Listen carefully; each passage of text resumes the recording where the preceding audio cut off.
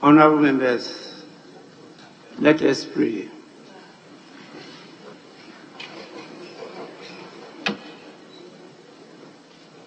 Almighty God, we humbly beseech thee to look with favor upon this Parliament of the Republic of Ghana. Grant that it may perform its high duty as in thy sight. Give divine guidance to the President of the Republic. Endow members of Parliament and ministers of state with discernment and vision, integrity and courage, that through the labors of government, this land and people may be well and truly served, and our good purposes for the common human life be realized in our midst. Amen.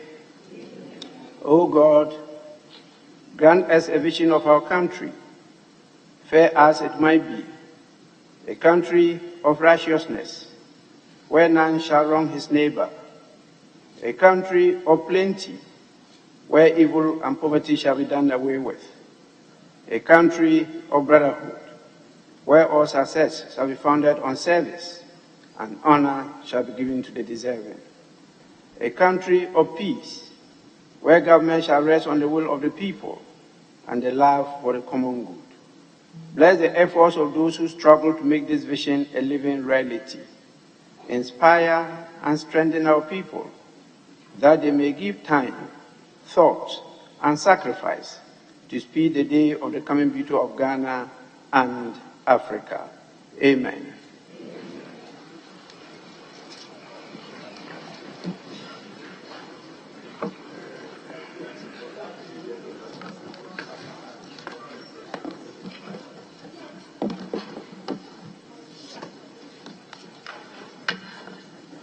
Honorable members,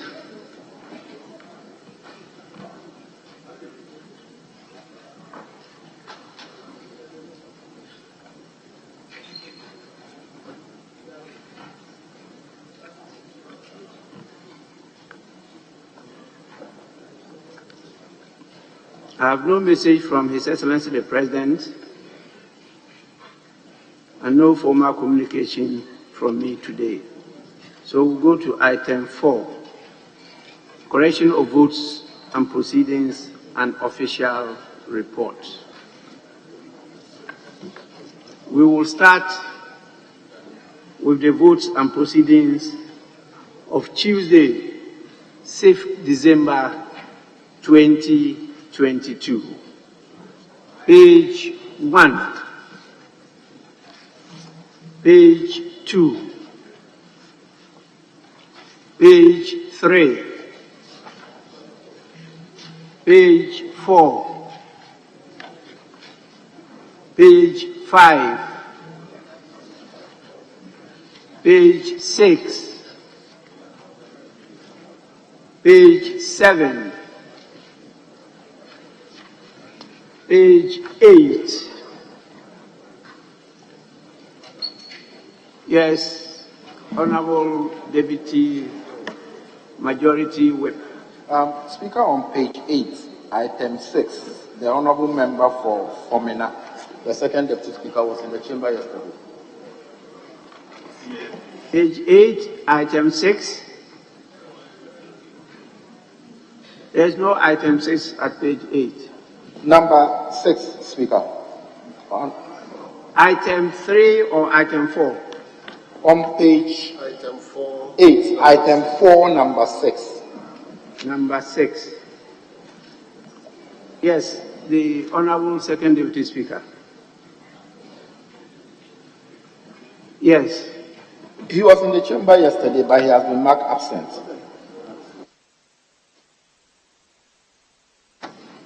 Well, the member himself is here. Let's hear from him. Were you in the chamber yesterday?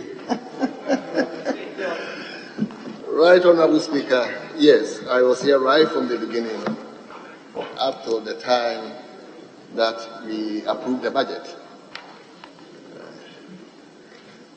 According to the table of office, you add, and you must take note and make the necessary corrections. Page 9. page 10, page 11, page 12, page 13, page 14, page 15, page 16, page 17, page 18.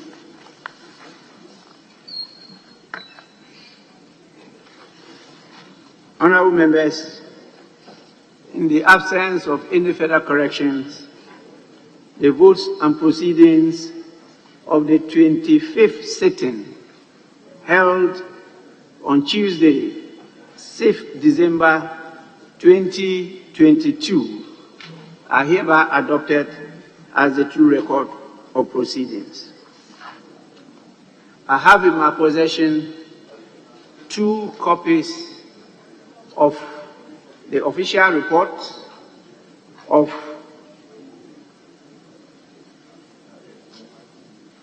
Thursday, 10th December 2022, and Friday, 11th November 2022.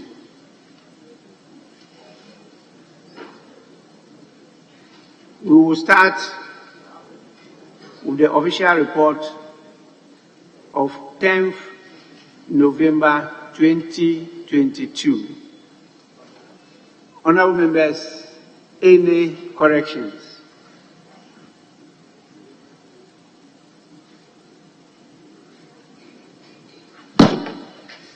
There being no corrections, the official report of Thursday, 10th November 2022 is hereby adopted as a true record of proceedings.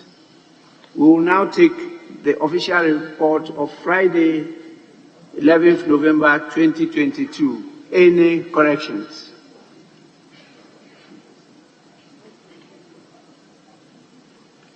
Honorable members, in the absence of any corrections, the official report of Friday, 11th November 2022 is hereby adopted as a true record of proceedings.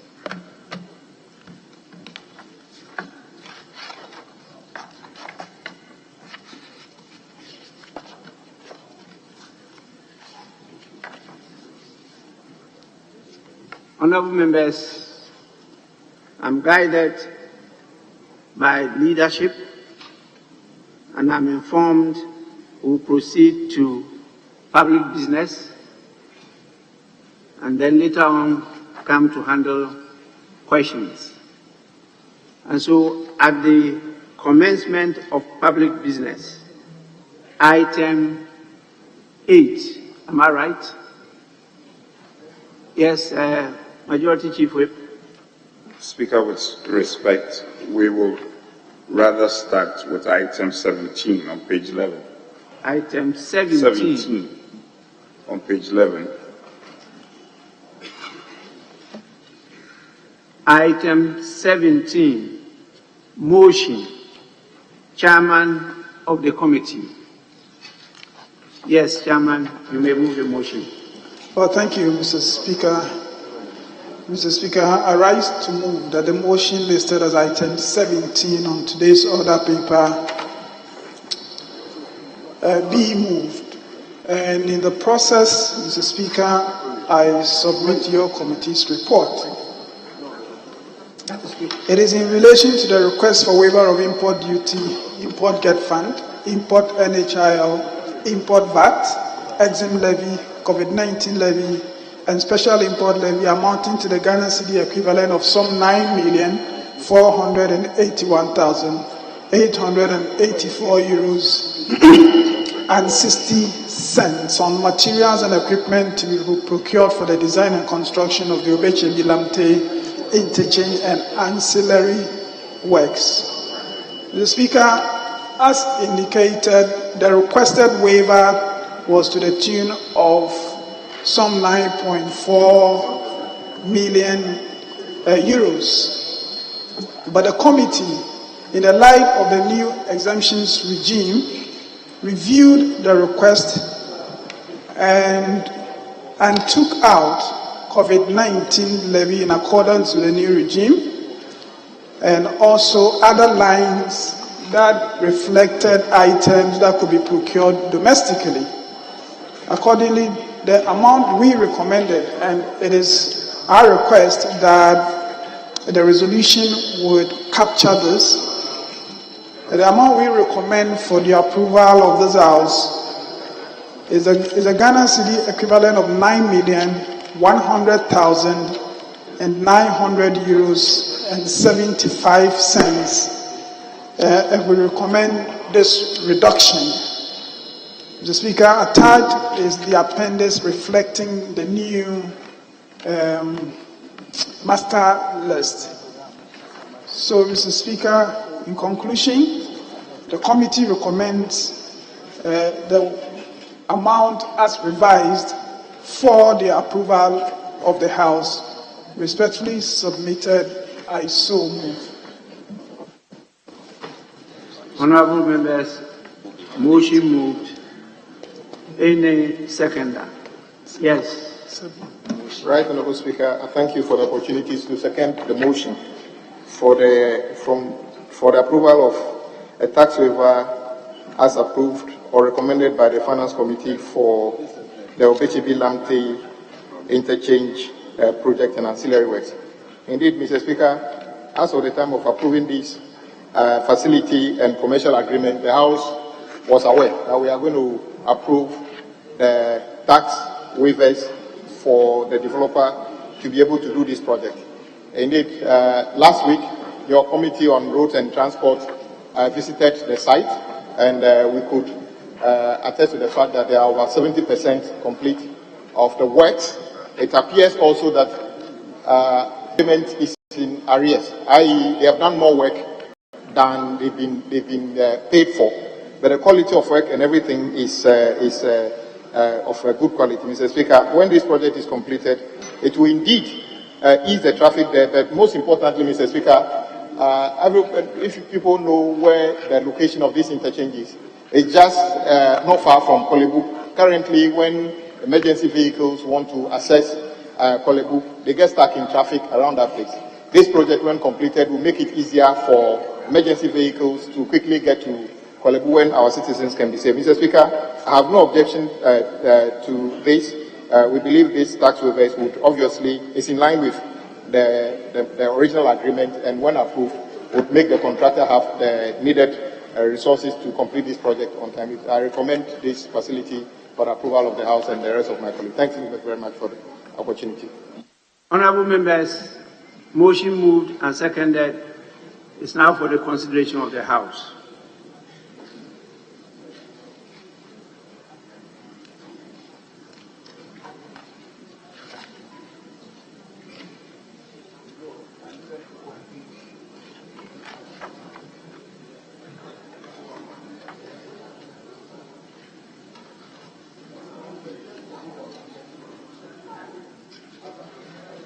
Honorable members,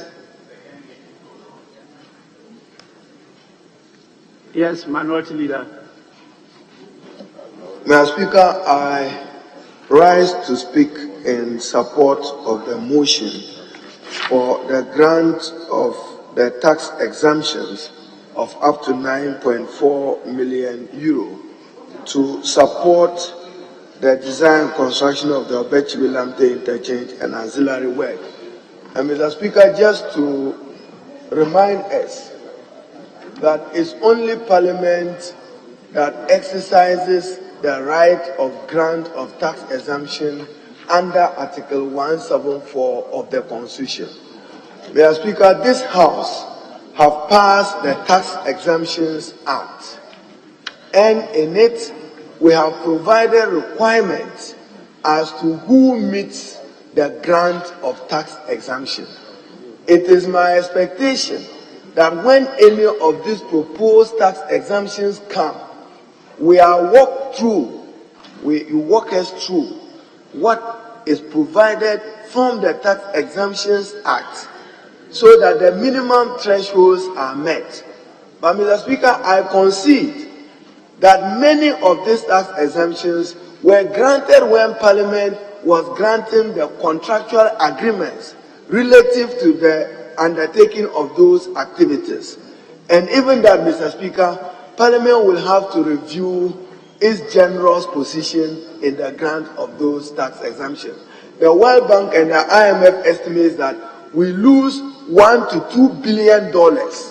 And Mr. Speaker, for those of them who have studied economic costs, the grant of tax exemption is an opportunity cost of a lost revenue. And therefore, when you have an economy which is struggling, such as ours, we need to be more careful how much tax exemptions we grant. But this won't fall within the category. And then again, Mr. Speaker, in future, when referrals are made to committees, committee chairman, ranking, and members must exercise oversight.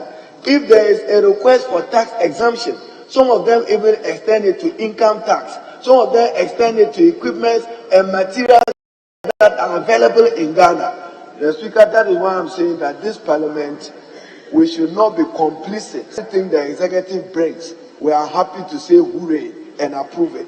We are losing the public trust. The public is losing confidence in us as a house in not holding many of these matters to accountability. So I support this because in your previous contractual arrangement, there was a provision of tax exemption. This House granted the waiver pursuant to Article 174. But for the future, let's do this guided by the new tenets and the provisions of the tax exemptions regime that has so been approved by this House and granted assent by the President. I thank you, Mr. Speaker. Yes, Chairman. Well, I thank you, Mr. Speaker. Mr. Speaker, I wholeheartedly support the point that the minority leader has made. I just would like to put it in the records that there are a number of agreements that Parliament has already approved that provides for these exemptions, but they do not spell out the scope of the exemptions to grant. So whilst we are bound by our earlier approval, we will, in the definition of the scope, ensure that as much as possible, we sail very close to the new exemptions regime. And I am happy to hear from him the support he intends to give the Finance Committee to ensure that the Tax Exemption Act is implemented to the letter. Mr. Chairman, Mr. Speaker, it is something we would support this House to do. Thank you. Thank you very much. Honourable members, at the conclusion of the debate, I put the question. As many as are in favour of the motion, say aye. Aye. Those against, say no. The ayes have it. The motion is accordingly adopted. I believe we'll move to the resolution. Speaker, exactly so, 18, consequential. So, honourable members, item 18, resolution.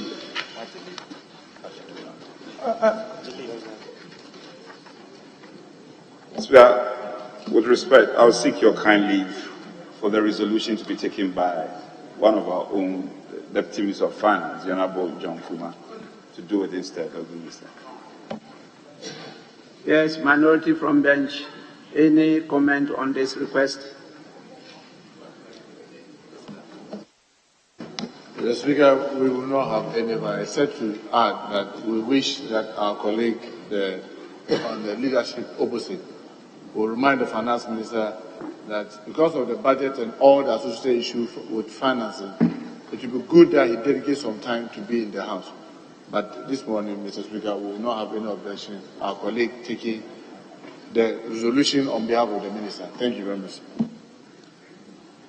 Honorable members, I grant leave to the Deputy Minister to move the resolution for and on behalf of the Minister responsible for Finance.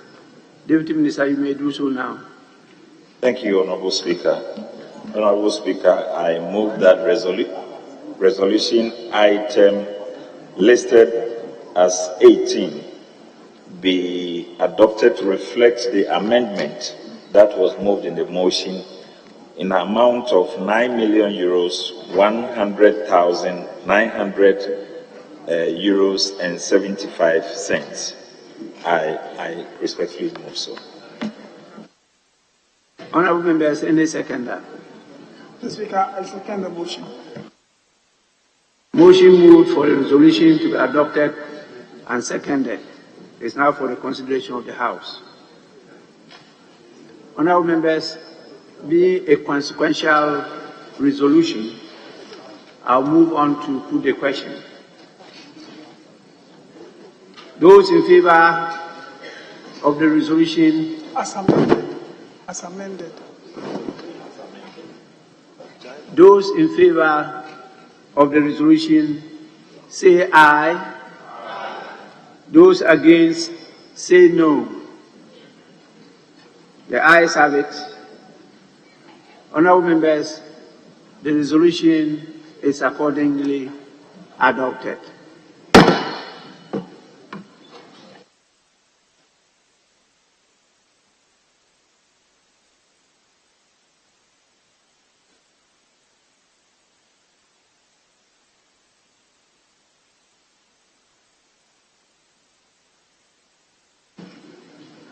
Yes, honorable members, my attention has been drawn to the fact that the amendment that has been proposed by the committee and adopted by the House does not find expression in the context or the terms of the resolution.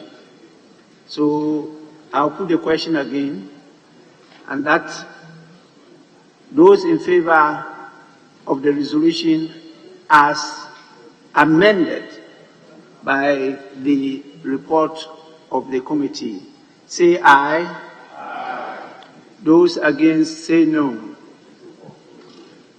The ayes have it. Honorable members, the resolution as amended by the report of the committee is accordingly adopted. 25. Yes. Speaker, we move on to page 23. We take item 25. Item 25 on page 23.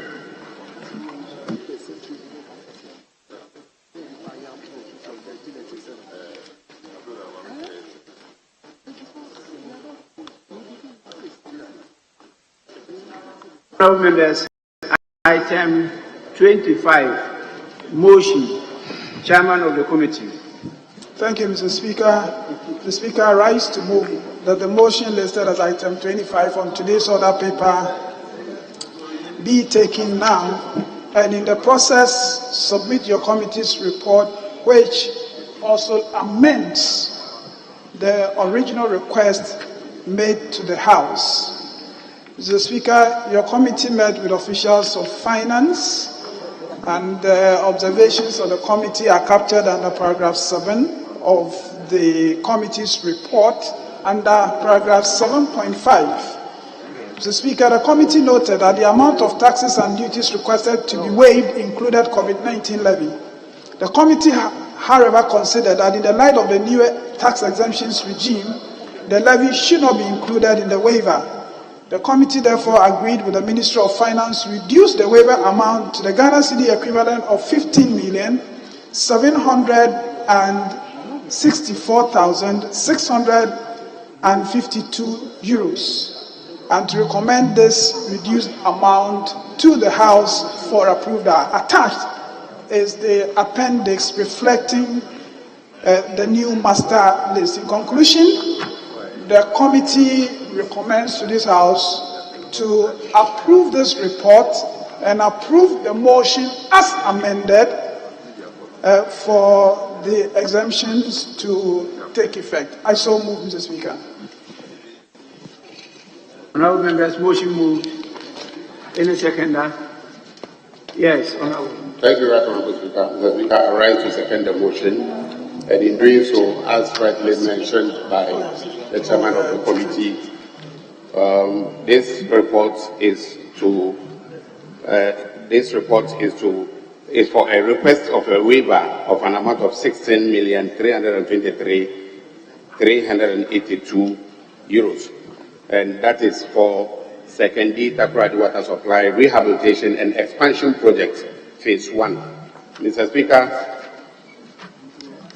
if this House could recall, Parliament at the 9th sitting of the 3rd meeting held Tuesday, 20th October 2020, approved the resolution, the commercial agreement between the Government of Ghana, represented by the Ministry of Sanitation and Water Resources, Ghana Water Company.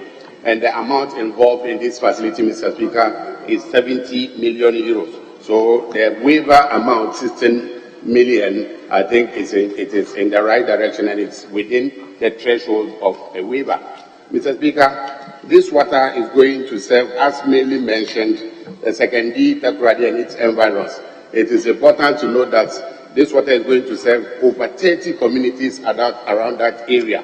There is no Maritime to mention, but it is captured under paragraph 7.3, the beneficiary communities, over 30 communities, which is very, very important. Mr. Speaker, the committee noted that per the clause of the particular condition of contract, the commercial contract between Ghana Water Company United and Abstract, the contract price is exclusive of tax. Mr. Speaker, what this is trying to say is that the amount of 70 million does not include tax.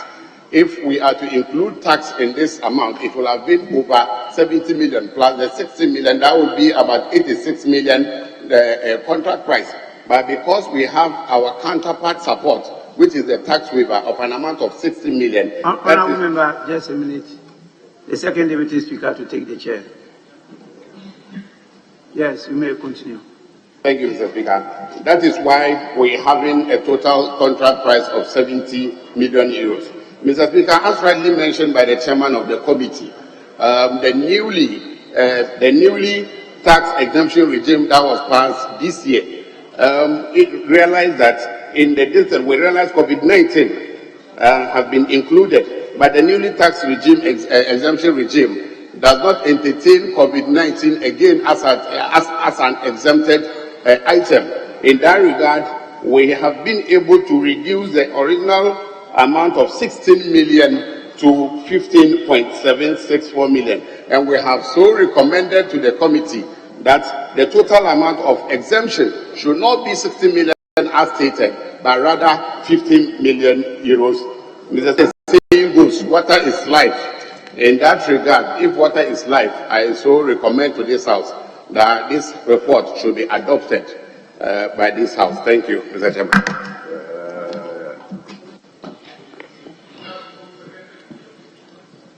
Very well. Honourable members, the motion has been moved and it has been seconded. It is now for the consideration of the House.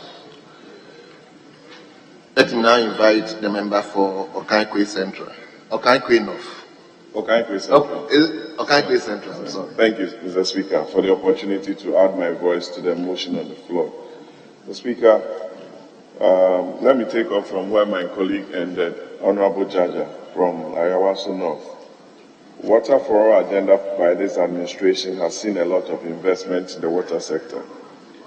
It's for this reason that government has invested close to $500 million in water expansion projects and programs. Mr. Speaker, the Sekendi Takoradi Township or Metropolis has seen an increase in population as stipulated in the report and also by the Population and Housing Census of 2021, Mr. Speaker. You have communities as stated under paragraph 7.3 to include where the ranking member grew up. Sekendi Takra, they are to forcing. And it's for this reason that I believe he wholeheartedly supported this loan agreement and this tax waiver. Mr. Speaker, tax waivers are not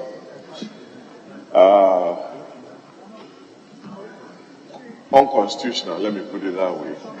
But we as a House and the government has taken steps to regulate and make sure that the waivers that we grant do not affect the revenue collection or base of this country and ought to be supported when it comes to very important projects like this. And I add my voice to support this motion and ask for its approval. I thank you very much, Mr. Speaker. Thank you very much. Yes, let me come to Minority Chief Whip. Thank you, Mr. Speaker. Mr. Speaker, first I want to draw the chairman's attention to the similar little correction that needed to be done in the earlier one. If you look at the motion and even his report, as compared to what they are recommending, the title of the report still talks about the 16.3 million euros, whilst they are recommending 15.7 million euros. And the motion too is still capturing aside. Well, for the motion, you say that that was what was advertised and referred to your committee. But in your report, you needed to make, when you were presenting your report, you needed to make those corrections. Because we are approving your corrected figure, not what was advertised. So I thought that you take advantage before the question is put to make that correction. And Mr. Speaker, to add, and first to commend the committee for the work that they've done, especially in ensuring that they tried to consider this waiver in line with the act that we just passed and be able to reduce some of the figures. We expect them to do more.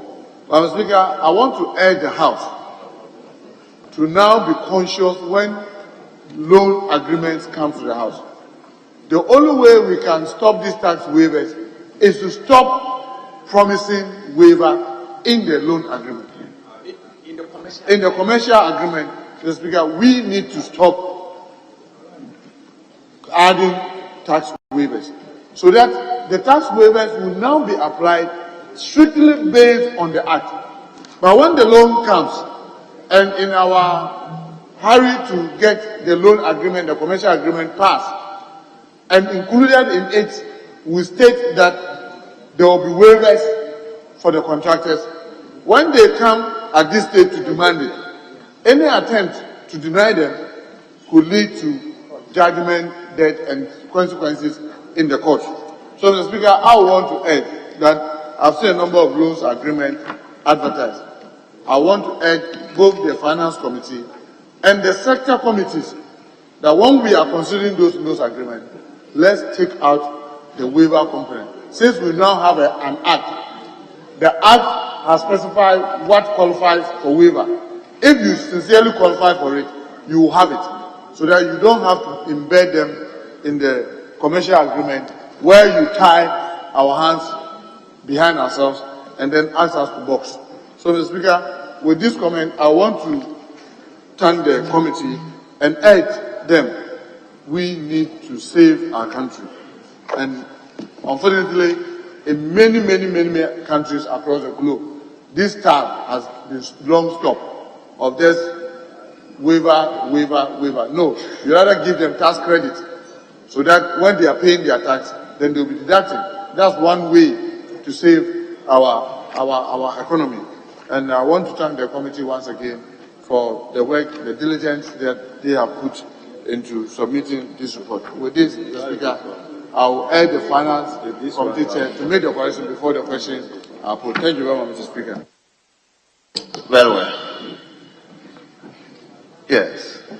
Speaker, just to comment briefly. First of all, I think we need not reinvent the wheel. And I listened to my colleague. I recall the last time there was a debate on this piece of legislation. I think before the committee brought finality to it, he was very passionate about these whole concerns about waiver. But I'm happy that at least we've passed the bill into law. So this thing about, okay, when agreements come and we look at the agreement vis-a-vis possible tax waivers, it never arises at all, because now we have a substantive law, and we should all be guided by that law moving forward. I agree with him when he speaks or relates to concern about the losses we have incurred as a country when it comes to tax waivers. Thankfully, now we have the law. We all have to just get a bit careful, a bit more meticulous in the enforcement and the consideration of waivers that come before the House. I think that we'll be doing ourselves a lot of good if we get a bit more careful. Yes, we are all aware of the positive aspects and the positive considerations that come in the wake of tax waivers. But these investors also need to consider us as a country, especially where we are as a nation. So I only want to commend the committee, particularly the ranking member and the chair, who have worked assiduously to ensure that this piece of legislation is passed into law. For once, let's think a bit more positive and reduce the sense of pessimism. We've done something significantly important that we must pride ourselves as a House, having gone through a full cycle of emotion and getting this thing passed into law. We just, at this stage, it's about the implementation and ensuring that the trust of the law will have effect on all the considerations and activities.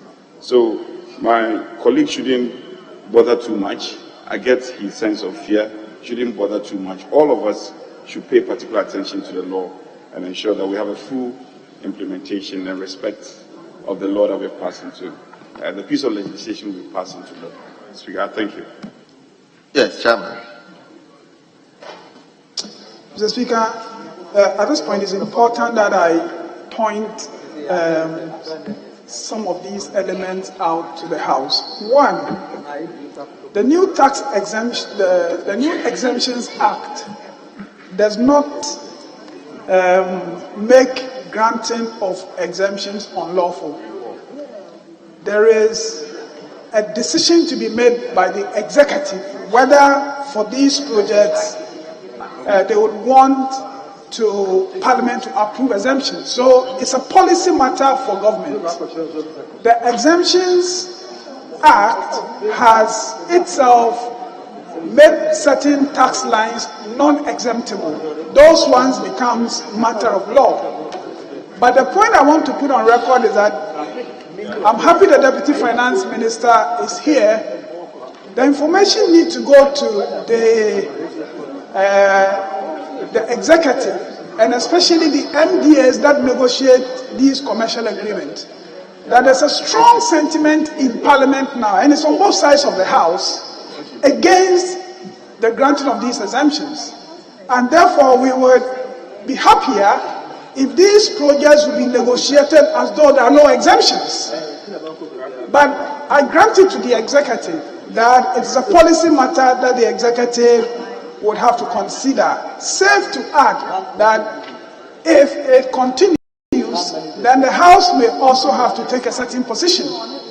If the House would not approve some of the recommendations that come here, I guess the executive may take a cue and begin to act accordingly. I just thought it's important to put these things on record. Thank you very much. Honourable members, at the conclusion of the debate, the question is as many of the motion as amended. Say aye. All those against say no. Honourable members, the ayes have it. The motion is accordingly adopted.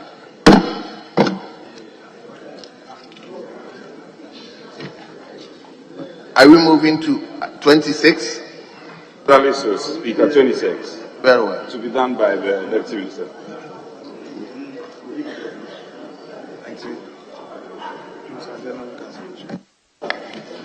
Thank you, Mr. Speaker. Right Honourable Speaker, I rise to move that resolution listed at item 26 on page 24 of the other paper be adopted, subject to the amendments made to reflect the 15,764,652 euros. I respectfully oppose. Honorable members, the resolution has been moved. Any members seconding it? Mr. Speaker, I second the resolution. Very well. Honorable members, the resolution has been moved and it has been seconded. It is now before the House for consideration.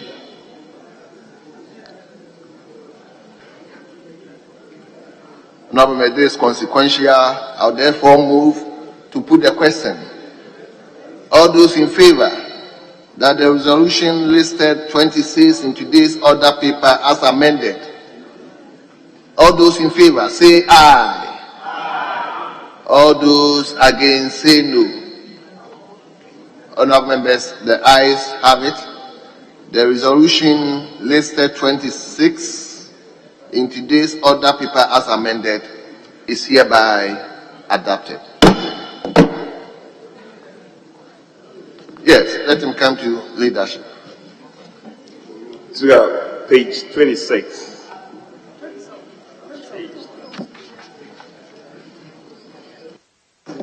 So, we have page 26, item 27.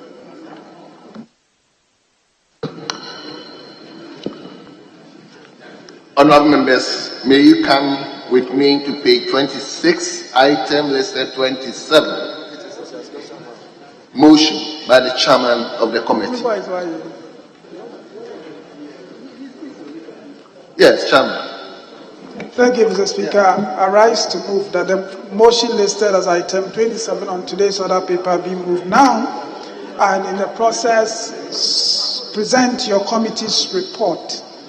But as the advice came, Mr. Speaker, the committee is amending the figure of 6,389,428 million US dollars as advertised. We are amending that to reflect a reduced amount of 3,919,628 million US dollars. Mr. Speaker, your committee met with officials from the Ministry of Finance, and we considered that these incentives are necessary for this project to contribute to the GDP and to job creation in the country. We, however, observe that in accordance with the new exemptions regime as reflected under paragraph 6 of the committee's report, the domestic value-added tax could not be granted. It has been specifically outlawed by the Exemptions Act. Accordingly, the new exemptions for which we seek the House approval is a 3,919,628 million euros. Mr. Speaker, the committee respectfully recommends to the House to approve this amended figure so that the incentives can take effect. Respectfully submitted, I so move as amended. Yes, honorable members, the motion has been moved. Honorable member for Srijaman. Second. Thank you, Mr. Speaker. I rise to second the motion, and in doing so, I just want to draw our attention to a few typos that need to be corrected. Mr. Speaker, on page 4, under paragraph 5.1, we see that the project for the construction will also contribute significantly to creation of employment in the tourism and the hostility sector. It should be hospitality sector. Also, under paragraph 5.2, the board of GIPC has therefore satisfied itself that the construction of Meridian Hotel is a strategic investment that deserves So there should be an S there. And finally, under paragraph 5.4, the last sentence, we see that the hotel will be operated by Marriott International in accordance with international operational standards. So internal should be changed to international operational standards. Mr. Speaker, the IEA, in one of its reports, estimated that Ghana loses over 5 billion cedis annually to tax exemptions. And that and many other reasons is what pushed us as a House to pass the new tax exemption law that we are operating with currently.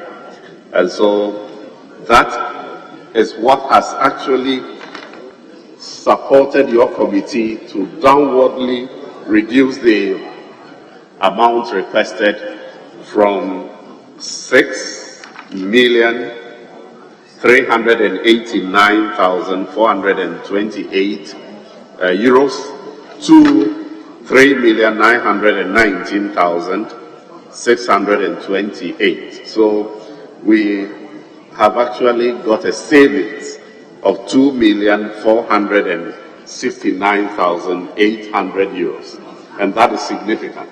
And as the Chief Whip of the minority said earlier on, I think it is not just this House. The message must be sent clear to ministers and other government officials who negotiate contracts on our behalf to be abreast with the new tax exemption laws so that they incorporate that in the negotiations before the documents even come to Parliament for us to approve. And so this message must be sent out clearly. And Mr. Speaker, if you look at other hotels, comparable hotels in this country, like Kumasi and others, they have all benefited from such tax exemptions. And so we felt that it is just proper and fair to also extend a similar courtesy to this program, this particular hotel project. And finally, Mr. Speaker, when Ghana is called upon to host international conferences and other events like the All African Nations Games that is coming up, that is where we see deficiencies in hotel accommodations that are of standard.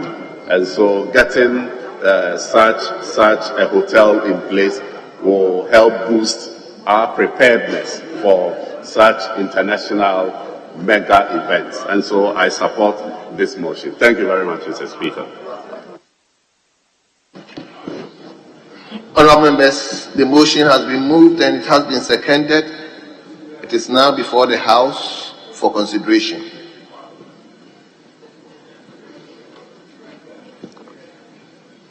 Honourable members, I will now put the question since nobody is ready to contribute. And the question is, as many as are in favour of the motion, say aye. The motion as amended, say aye. All those against, say no. Honourable members, the ayes have it. The motion is accordingly adopted. We move to item listed 28, the resolution. So, Honourable Deputy Minister. Thank you, Right Honourable Speaker. I rise to move that resolution listed as item 28 on page 27 be adopted, subject to the amendment to reflect $3,919,628. I move so. Thank you. Very well. Any member seconding it? Yes, Chairman. I second the motion. Honourable members, the resolution has been moved and has been seconded. It's for the consideration of the House. I think this is consequential. I'll move on to put the question. The question is, all those in favour of the resolution listed 28 as amended, say aye. All those against, say no. Honourable members, the ayes have it. The resolution is accordingly adopted. Yes, leader. Speaker, we should be taking item 8B on page 5. 8B.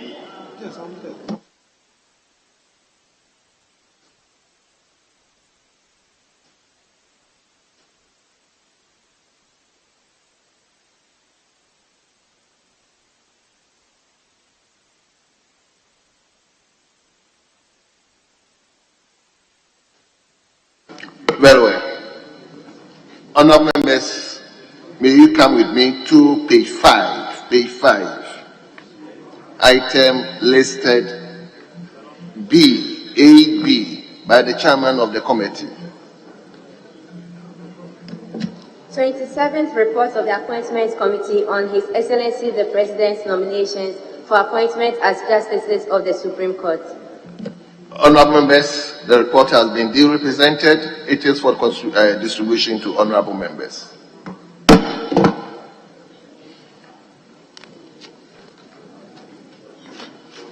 Speaker, we can now go on to page 28. 28, item 29.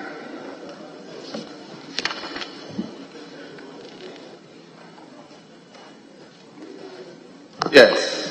Honourable members, we turn to page 28. Page 28. Item listed 29. Motion by the chairman of the committee. Thank you, Mr. Speaker. I rise to move that the motion listed as item 29 be now moved, and in the process submit your committee's report, which amends the figure of 12,938,133 million euros to 12,504,076 million euros. Mr. Speaker, your committee met with officials from the ministry and considered the referral you made to us. The committee's observations are captured under paragraph 6. The critical observation the committee made is registered under paragraph 6.3, which considered, as earlier explained, that COVID-19 ought not to be captured under the basket of waivers. Accordingly, the committee recommends its removal, and in the process request this House to respectfully approve the sum of the city equivalent of 12,504,076 euros for the project to take place and the benefit to be achieved. I so move it as amended, respectfully submitted. Yes, Rankin.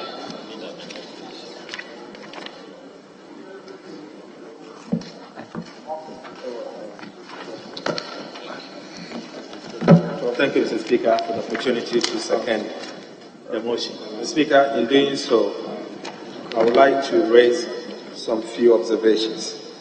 Mr. Speaker, to start with, you will notice that what was presented to us for approval happens to be 12.938 million euros.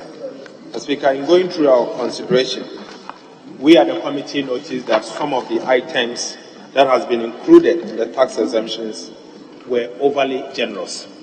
Mr. Speaker, the committee took a position to reduce the tax exemptions to 12.5 million. This is because, Mr. Speaker, we identified items that can be produced or be bought here in Ghana and took them off the list by ensuring that the contractor will also give the Ghanaian businesses an opportunity.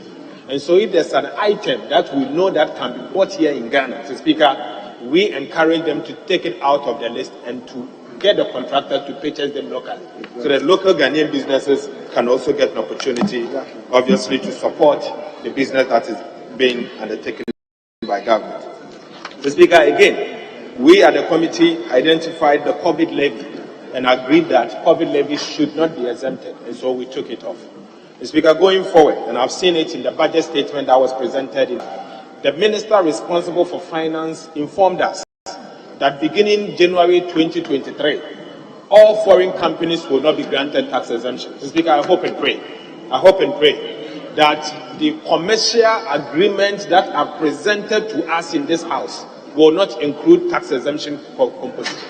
Mr. Speaker, until we take that commercial agreement tax exemptions out of the way, we'll be compelled always to approve these tax exemptions. And that is why, Mr. Speaker, I will urge the sector committees, not the finance committee, the sector committees to do more due diligence anytime the commercial agreements are presented to them. Mr. Speaker, it is only through that committee that can identify those tax exemption compositions, and if they take them off, Mr. Speaker, that will make our job easier. But when Parliament has approved those bills, the commercial agreement, Mr. Speaker, at that point our hands are tied. As a Committee of Finance, what can we do? Because, Mr. Speaker, if we decline, we are declining things that the same Parliament has approved. That makes it very difficult and apart. Mr. Speaker, we can always reduce the amount that comes in. But the policy objective is not to reduce. The policy objective is to completely reject this tax exemption. Mr. Speaker, I think Ghana has too much tax exemption regime. It's too generous, and we should bring this thing down. It's important that we confront it head on. Speaker, with these few words, I support I second the motion that was moved by the chairman. Thank you. Honourable members, the motion has been moved and it has been seconded. It is now before the House for consideration. Honourable members, I will proceed to put the question as nobody is prepared to contribute, and the question is as many as are in favour of the motion listed 29 as amended, say aye. Honourable members, I expect members to respond to the question. As many as are in favour of the motion listed 29 as amended, say aye. Or say no. Honourable members, the ayes have it. The motion is accordingly adopted. We move to item listed 30, the resolution. The Honourable Deputy Minister. Thank you, Right Honourable Speaker. I rise to move that resolution listed as item 30 on page 29 be adopted. Mr. Speaker, I move that the adoption should be in accordance with the amendment made to the figure, which is $12,504,076 US. I respectfully move. Thank you. Thank you very much. Yes. Who is seconding it? Mr. Speaker, I second the motion. Honourable members, the resolution has been moved and has been seconded. It is for consideration of the House. And since this is consequential, I'll move on to put the question.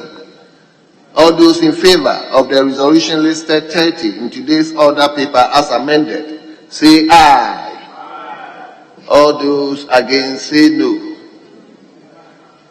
Honourable members, the ayes have it. The resolution is accordingly adopted. Yes, Leader. Speaker, page 32. Page 32, item 31.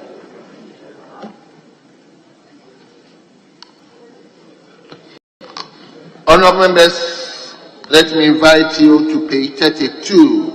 Page 32, item listed 31, motion by the Chairman of Finance Committee. Thank you, Mr. Speaker. I rise to move that the motion listed as item 31 on today's order paper be moved now, and in the process submit your committee's report. But I do so, Mr. Speaker, with your leave, to amend once again the figure of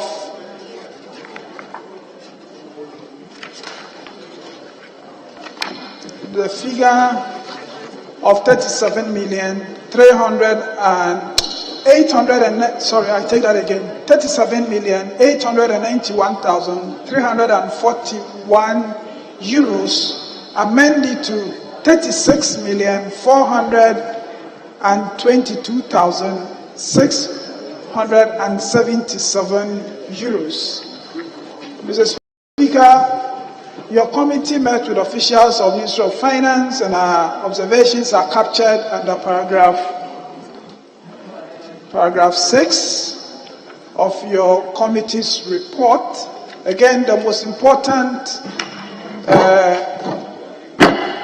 decision the committee recommends to this House to make is a reduction, because of the exclusion of COVID-19 from the basket of exemptions, the reduction of the amount to the said 36.422677 million. The committee recommends this for the House approval. Respectfully submitted, I so move as amended.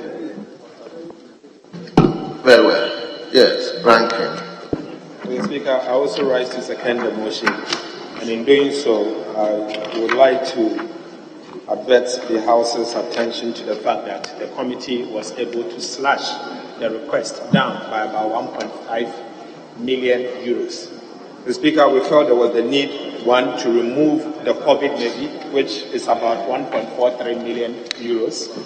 Again, Mr. Speaker, we saw certain items that we felt that it can be purchased locally, and therefore the contractor also has a responsibility in ensuring that the local Ghanaian company benefits from the project that the government is undertaking. And so, Mr. Speaker, if you were to look at the attachment, which constitute the items that needed to be exempted, is purely on equipment that will be used for the hospital and equipment that will be used for the construction. Mr. Speaker, largely we will support this tax exemption. Mr. Speaker, just to reiterate the point that there was the need for government to walk the talk of ensuring that these tax exemptions are curtailed. Mr. Speaker, it's important because tax exemptions are eating away our tax revenue, eating away the tax revenue. Mr. Speaker, our tax revenue is being eroded day in, day out of these tax exemptions. We, as a House, will need to assist the government, and in assisting the government is the sector committees. The sector committees must ensure that those commercial agreements that are approved by the committees excludes tax exemption provisions. Speaker, until then, we are working in vain as a committee of finance. So I will use this opportunity to urge the chairman and the ranking members and members of those sector committees, particularly the infrastructure committees, in ensuring that every single commercial agreement excludes tax exemption provision. Mr. Speaker, because the minister himself, as part of the budget statement, that beginning January 2023, no foreign company will get tax exemption. Mr. Speaker, we must assist the government in ensuring that this becomes a reality. Thank you, Mr. Speaker. Yes. Honorable Deputy Leader. Mr. Speaker, thank you for the opportunity. Mr. Speaker, an invitation has been made to the House to adopt this report. At the risk of repeating points made earlier by Honorable Muntaka and Honorable Atufosi, I would want to reiterate that the time has come indeed for us to do away with this tax exemption regime. And it's not a matter for committee chairs. It's a matter of policy that as a House, we should carry that sentiment to government. Because, Mr. Speaker, there must be an incentive for such office. Currently, if a company wants to enjoy withholding tax exemptions, one of the means of enjoying that dispensation is to file its taxes and ensure that it keeps proper accounts. Other than that, government would take the 5% or whatever percentage of withholding tax whenever you are being paid. It is a condition that compels a company to do what is right. And Mr. Speaker, I would want to use my own self as an example when I was active in the private sector. Because at the time, in the mines, you don't want them to be deducting or withholding tax. You are always in a hurry to get your external auditors to get your books properly put in place then you go to GRA, pay your PAYE and all the necessary things so that you can have your money. So, Mr. Speaker, coming back to this, if we exempt them merely, there's no incentive. I don't want to talk about the fact that they are investing and they would want to take their profit. It doesn't stay in the economy. The problem with this economy is, whereas the individual entities are rich and are liquid, the central system lacks liquid. So, and there's a central system that provides social services.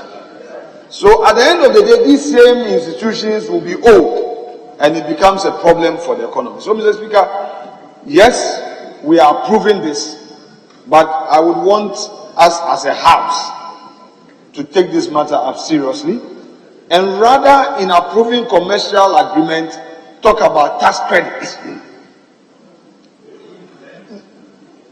That I disagree with you. It's not a matter of they deserve or not. It's a going concern. So you look at it case by case. But my point is that let us introduce a tax credit regime which will be compelling enough to enable them to do the needful. Mr. Speaker, having said this, I have nothing more useful to add, save that I'm in support of the motion. I thank you so much indeed. Thank you very much. Honourable members, at the conclusion of the debate, the question is, as many as are in favor of the motion listed 31 as amended, say aye. Honourable members, I invite all of you to be very active in the House. The question, I expect you to respond. As many as are in favor of the motion as amended, say aye. All those against, say no. Honourable members, the ayes have it. The motion listed 31 as amended is accordingly adopted. We move to item listed 32, the resolution. Yes, Honourable Deputy Minister. Thank you, Right Honourable Speaker. I rise to move that resolution listed as item 32 on page 32 be adopted to reflect the amendment in the figure of 36,422,677 euros. I move. Thank you. Thank you very much, Chairman. Mr. Speaker, I second the resolution. Honourable members, the resolution has been moved and it has been seconded. Is for the consideration of the House. And I believe this is consequential. I'll move on to put the question. And the question is, as many as are in favor of the resolution listed 32 in today's order paper as amended, say aye. All those against, say no. Honourable members, the ayes have it. The resolution as amended is hereby adopted.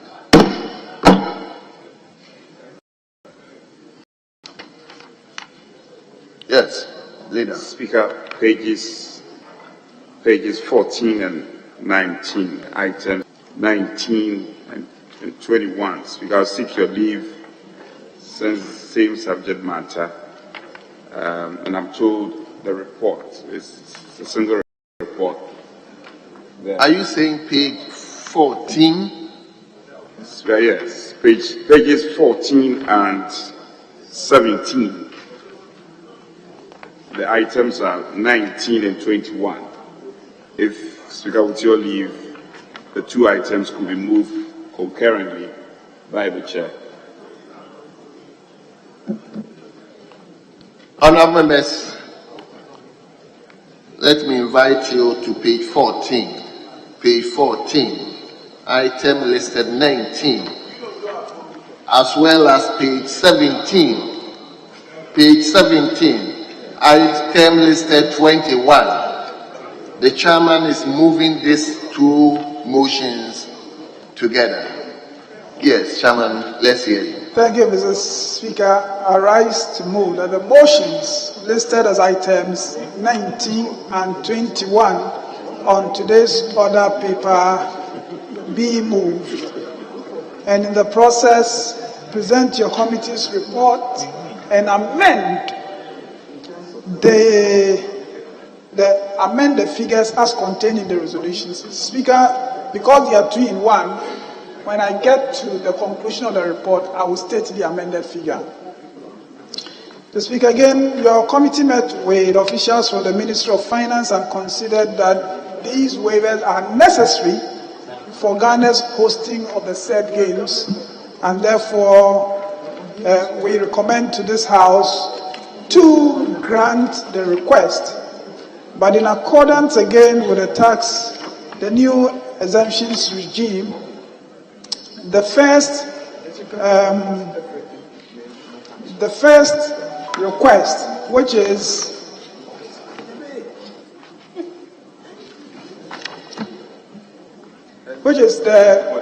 in relation to the contract being done by Consa Limited, which is of $4,401,447 US, 12 cents.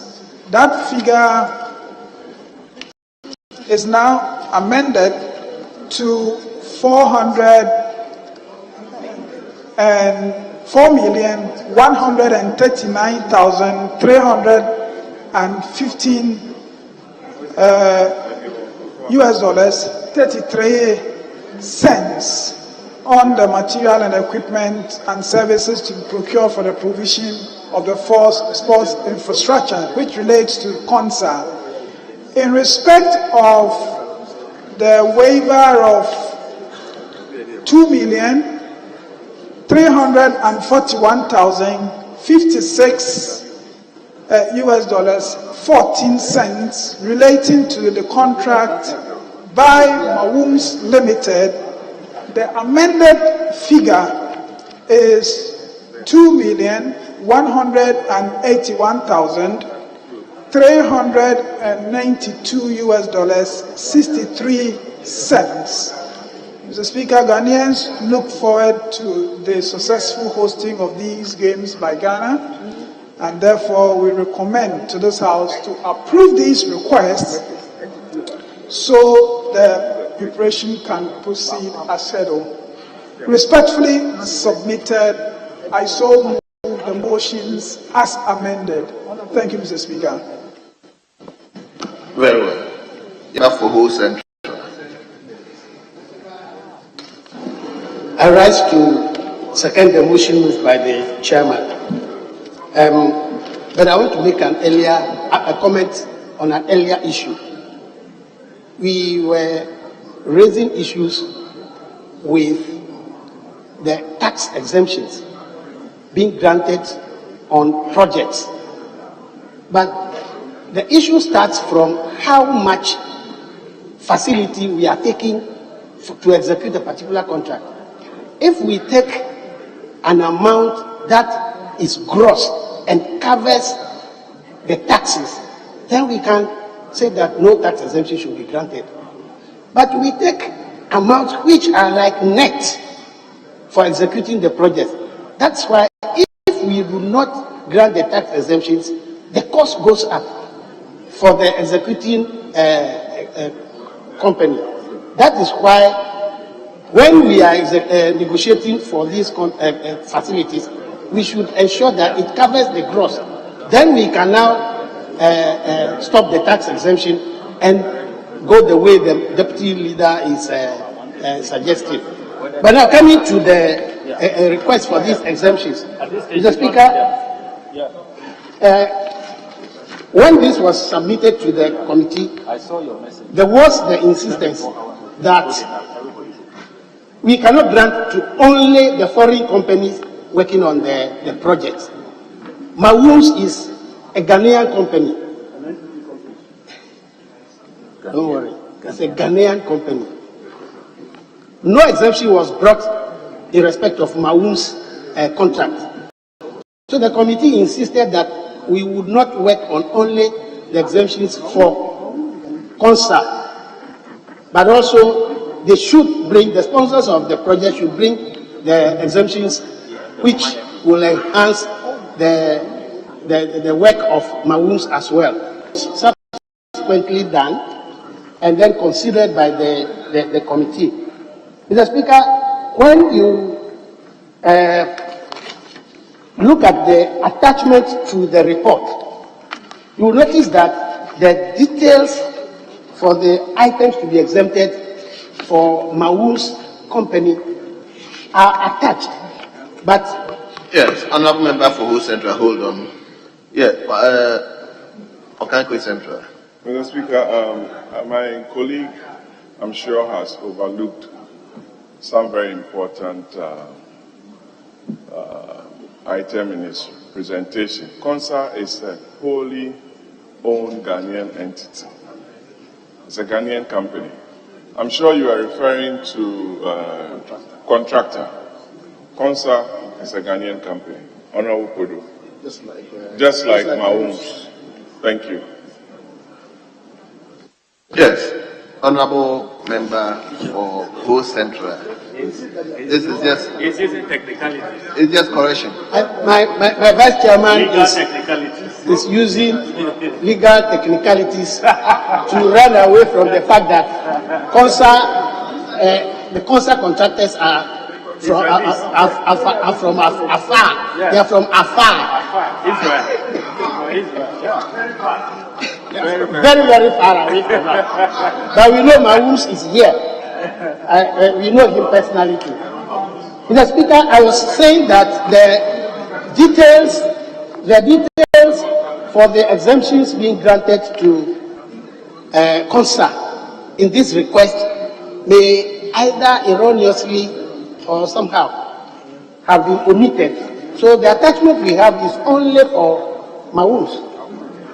Maybe Chairman can explain that and make sure that it is rectified. Because the attachment I have here is only for Maum's. So you wait. When I finish, you can. Mr. Speaker,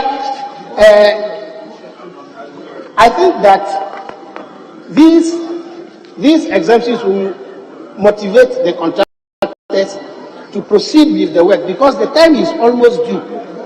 And some of their imported items may even be lacking in the ports because they have to clear them in order to enable them to work. Mr. Speaker, you will notice that it is not only the games facilities which are being constructed. In fact, the access road to the games village is also under construction, and it's been very well done. Yeah, that is where I live. So I see it every day when I'm coming to work or going back. So I think these exemptions will encourage them to speed up the works so that we can meet the deadline for the August games. I thank you for the opportunity. Very well.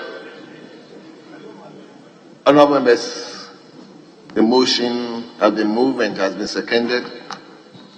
It is now before the House. Yes, honourable member for. Thank you, Mr. Speaker. Mr. Speaker, I would like to make a comment or two on this particular tax exemption. Mr. Speaker, one major observation I have made on approval of on the consideration of this tax exemption has to do with the fact that oftentimes we grant tax exemptions to foreign companies, Ghanaian companies. Mr. Speaker, at the time that the foreign companies are getting bigger rates than the local Ghanaian companies. Mr. Speaker, so if you take one particular contract, a foreign company may be getting a rate higher than a Ghanaian company. On top of that, that foreign company is getting tax exemption, while the local Ghanaian company is not getting tax exemption. Speaker, the terms of those agreements are such a way that we are so favorable to foreign companies against our own, as if we are enemies among ourselves. Mr. Speaker, this, I think, is unfair business practice that this country has been practicing over the years.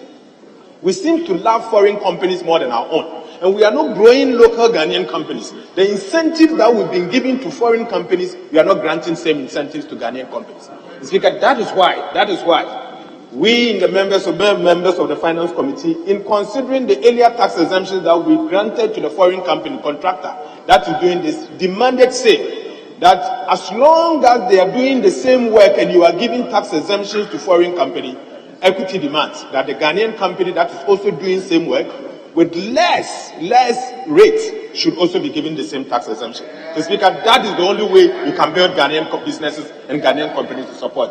Mr. Speaker, another observation has to do with the fact that anytime we are considering value for money, we do value for money as if the tax exemption is not cost to the government. Mr. Speaker, if you want to look at the cost of a contract, taxes and equipment are also part of it. However, when we are doing value for money, we take the tax exemption out of the value for money. So the comparable ones that we are comparing to has tax exemptions as part of it. Yet, the ones that we are comparing it with has no tax exemption. Mr. Speaker, that regime must also stop. And I'm happy that there are some technical people sitting outside. They are the ones that will negotiate some of this agreement. So please, they should also do their work. The ministry should do their work, and for Parliament to also do our work. Mr. Speaker, I will support this tax exemption, but Mr. Speaker, these tax exemption regimes are teaching us a lot of lessons, and I believe as a country we need to reform the way we grant these tax exemptions in a way that will benefit the country going forward. Thank you, Mr. Speaker. Yes, Honourable. Thank you very much, Member Mr. Speaker. Mr. Speaker, I'm very delighted to hear that the committee insisted that the Ghanaian company be given the same incentives that we are giving companies that are coming from outside. After all, each one of them. So, if we give incentives to those coming from outside, I think those inside should even get double incentives so that they can grow and become as big and strong as those we also emphasizes something I've observed. Anytime something big, good is given to a Ghanaian company, we attack the company, we align them to political parties, we align them to families. But there's no a Ghanaian company will be giving any consideration in any of the countries of the companies we give so much clout to. Probably we should be learning the lessons now. When people complain, this financial institution belongs to A or Z, those that we don't complain about, they also belong to some political class in the other countries. And they support them to come here and take the credit. It is time we made it a policy to support Ghanaian companies wherever they belong. After all, in the last 25, 30 years, it has been very clearly demonstrated that this our democracy gives opportunities to both sides. Let's stop putting impediments in the way of those who are Ghanaian companies when we don't even complain about other companies getting the same benefits. Thank you, Mr. Speaker. Thank you very much. I'll take the last one from Member for Bill. Thank you very much, Mr. Speaker. I don't know the worry of colleagues that we should not speak on this matter that time has. I think I share the concerns that have been raised by colleagues who have spoken earlier on this matter, especially the First Deputy Speaker when he contributed about supporting Ghanaian companies in the same manner, if not even double what it is we give to foreign companies. His concern about labeling the local companies anytime they get such support is true, but it is so because of the way and manner we apply this support to the local companies. It is therefore very important to have rules and have practices that when we are applying exemptions to local companies, we do not find a factor that discriminates in favor of some local companies against others. It is when we do this that is where relationship of the people behind the companies now get identified and they get linked to Mr. So and so or political party so and so. But if we have a fair rule that will apply to all of them, and we are fair in applying the rules, I believe that all of us, including this side of the house, will support such an operation and possibly double the local company. Thank you very much, Mr. Speaker, for the opportunity. Honourable members, at the conclusion of the debate, the question is, as many as are in favour of the motion listed in today's order paper as 19 in page 14 and 21 in page 17 as amended, say aye. All those against say no. Honourable members, the ayes have it, and the motions listed 19 and 21 are accordingly adopted. We are therefore taking the resolution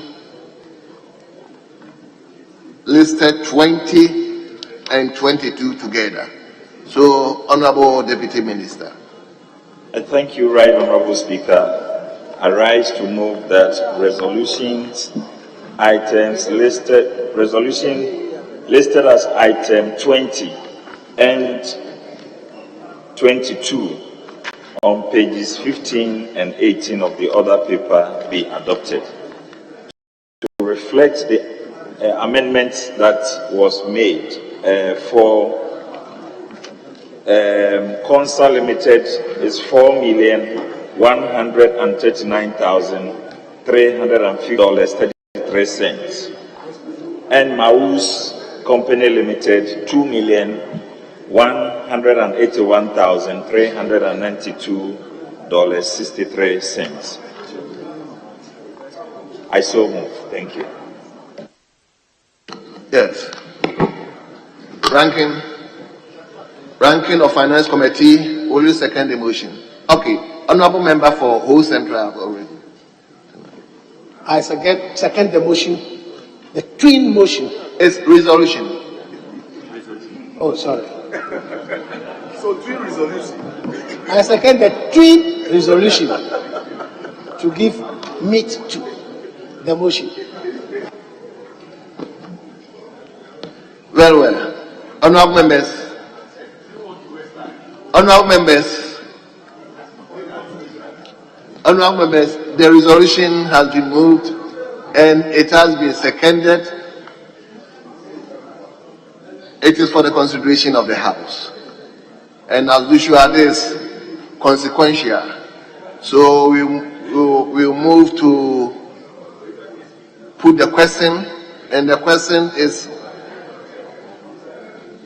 all those in favor that the resolution listed 20 and 22 in today's order paper as amended, say aye. All those against the resolution listed 20 and 22, say no. Honourable members, the ayes have it. The resolution listed 20 and 22 in today's order paper as amended is hereby adopted. Yes, leader. The Minister for Local Government. Yeah. Mr. Speaker, are you making an application? Well, I'm listening to you. I'm very well. Very well. Mr. Speaker, with respect, we start with the urgent questions, Mr. Speaker. Minister for Works and Housing. 5 minutes.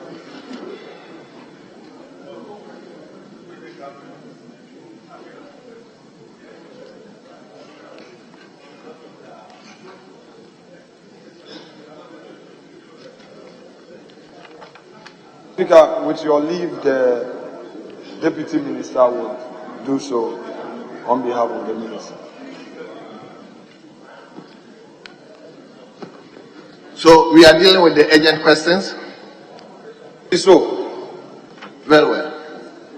Honorable members, let me invite you to item listed 5 in today's order paper, page 3, urgent questions. So we will begin with urgent question A. And that stands the name of a member for Medina, Honorable Francis Sylvia Kojososu. Honorable member, the minister is available. You may ask your question now. Speaker, I have the authority of my brother, the honorable member for Medina, Sosu,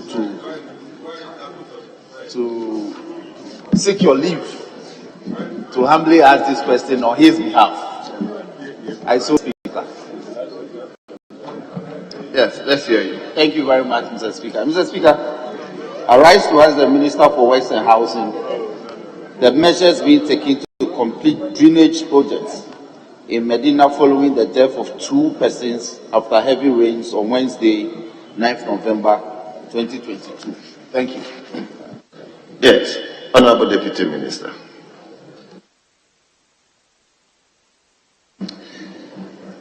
Thank you, Mr. Speaker.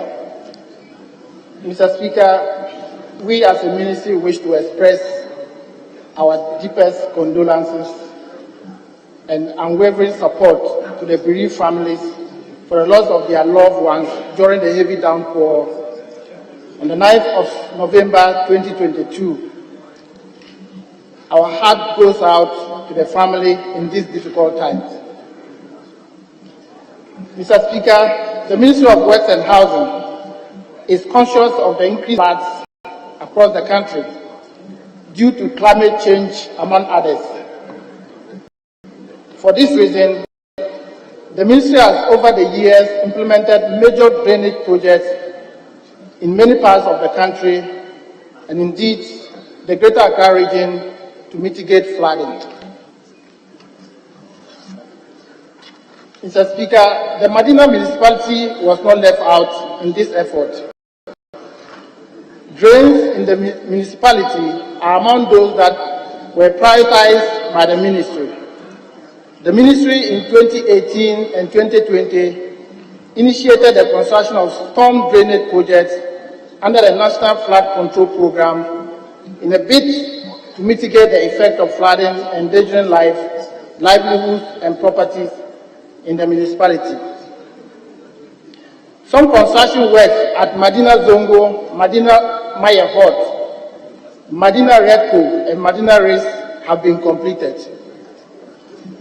Mr. Speaker, notwithstanding the Hydrological Services Department, which is now the Ghana Hydrological Authority, has a comprehensive list of drainage projects for Greater Accra and, to be precise, the continuation of the Medina Redco, Medina Mayahot, and the Firestone drains have been captured in the Public Investment Plan for MTEF 2023-2026 budget. Mr. Speaker, we wish to assure the honourable member and this August House that the ministry will not relent in its effort to engage the Ministry of Finance to secure funding and take the necessary steps to protect Medina municipality and other areas across the country at risk of flooding. Thank you, Mr. Speaker. Yes.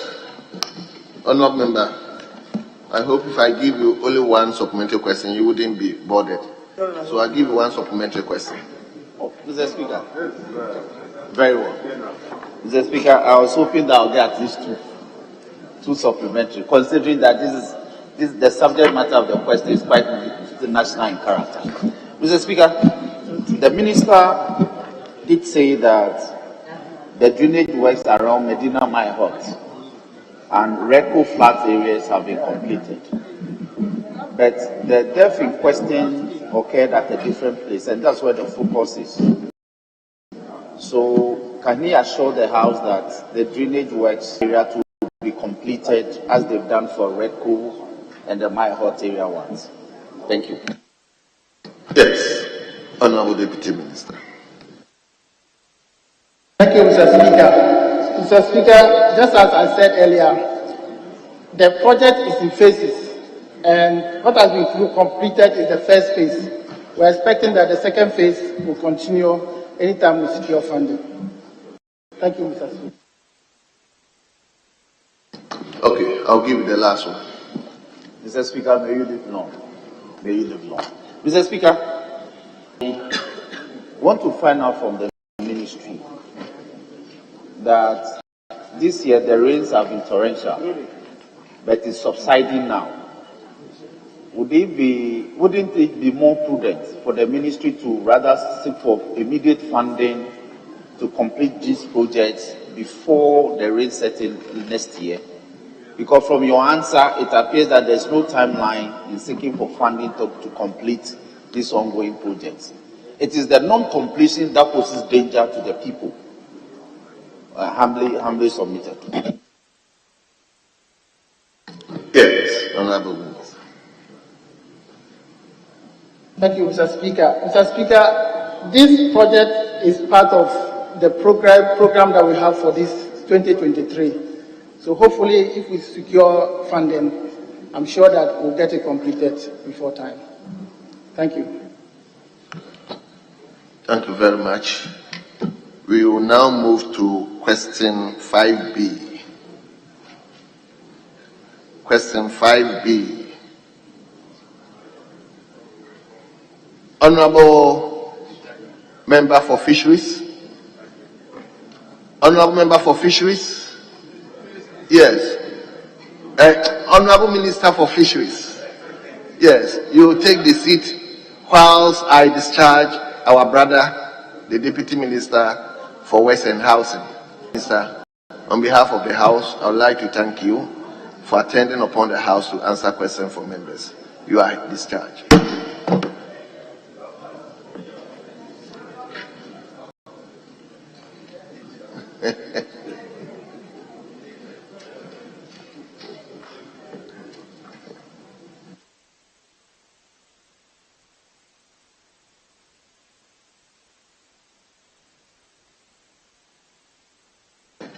Yes, Honorable Member for Everua Jomoro Jura,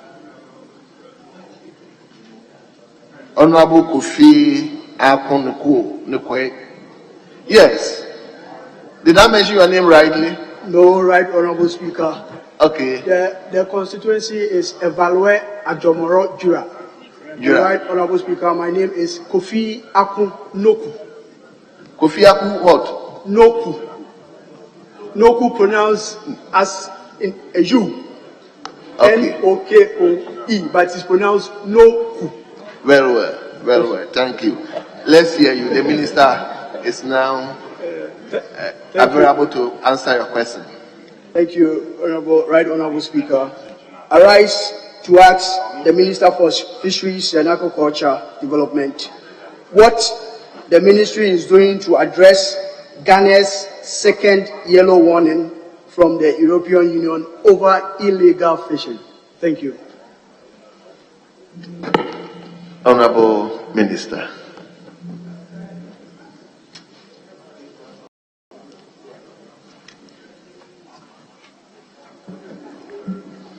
Thank you, Mr. Speaker.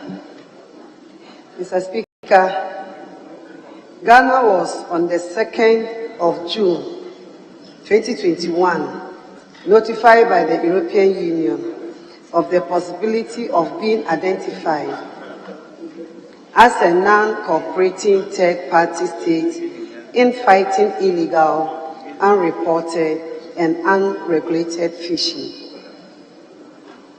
The issues raised by EU included inadequacies in the area of legal framework to fight IUU in international obligations of which Ghana is a signatory.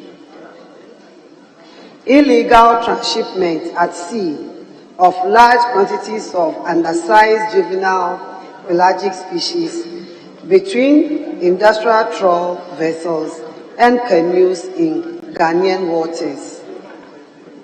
Expired Marine Fisheries Management Plan 2015 to 2019. Expired National Plan of Action to prevent, deter, and eliminate IUU 2014 to 2018. Deficiencies in the monitoring, control, and surveillance of the fleet. Sanctions imposed on vessels engaging in or supporting IUU fishing activities are not effective and not an adequate deterrent. Consequently, the Ghana-EU dialogue, EU-IUU dialogue process was initiated for Ghana and EU to discuss the concerns of the EU and agree on actions to be taken. Ghana has subsequently taken the following actions after meetings. A new fisheries and agriculture policy has received Cabinet approval for implementation. It will be the basis, among others, for the preparation of a new fisheries bill. Cabinet has granted approval for the enactment of a new Fisheries Act. Legal review meetings ongoing with fisheries consultants from FAO to complete drafting instructions on the new bill. A national plan of action to prevent, deter, and eliminate IUU 2021-2025 has been deposited with FAO.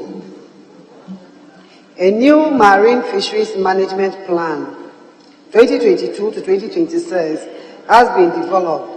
One of the measures in the management plan is to conserve fish stocks and further reduce over-capitalization in the artisanal sector and industrial sector. Closed season implemented for 1 month for artisanal fishers, 2 months for trawlers, and 2.5 months for tuna fleets, respectively, in 2022. Illegal transshipment at sea has been banned. The implementation of a ministerial directive on trawl gear selectivity to address juvenile catch is one of the requirements for the grant of fishing licenses to trawlers. We have also revoked a ministerial directive in 2015 that allowed industrial trawlers to have 15% of bycatch. Payments of fines imposed for infractions committed in the past is a condition for renewal of fishing license.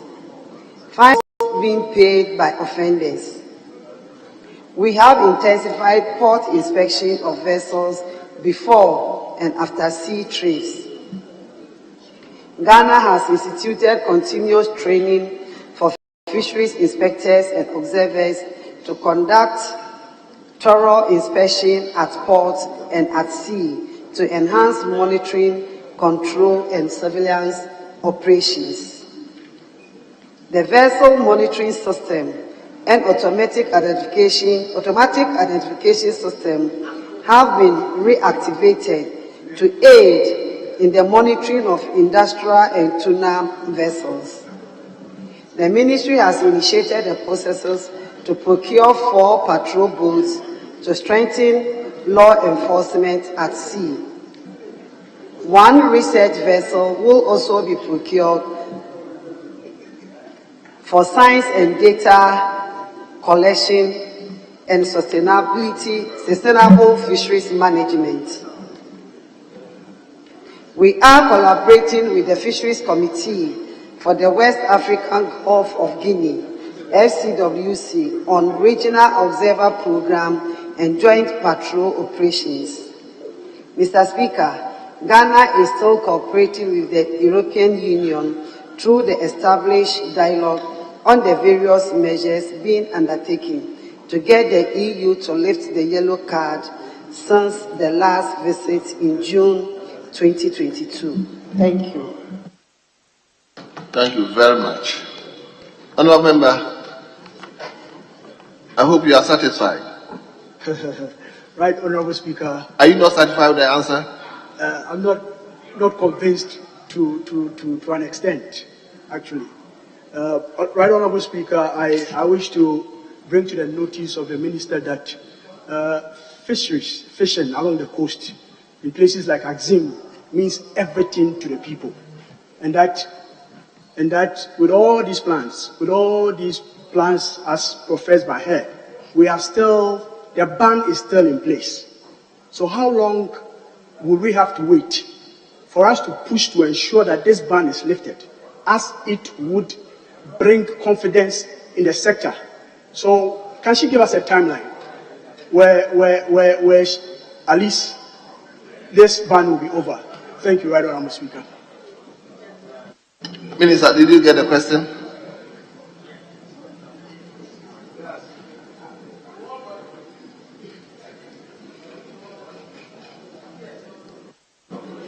Mr. Speaker, I don't know if I got the question very well. He's asking,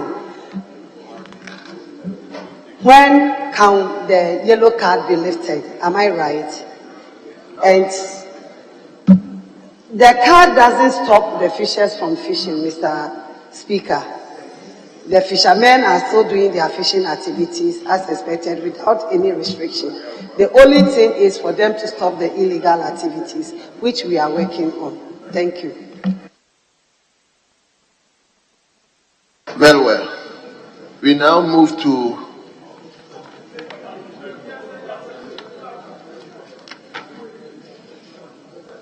I hope you finish. Let him give you the last lot. Thank you, Right Honourable Speaker. I wish to ask the Minister, what measures is the Ministry putting in place to ensure that all these policies and structures put in place are working? Yes, sir. Thank you very much.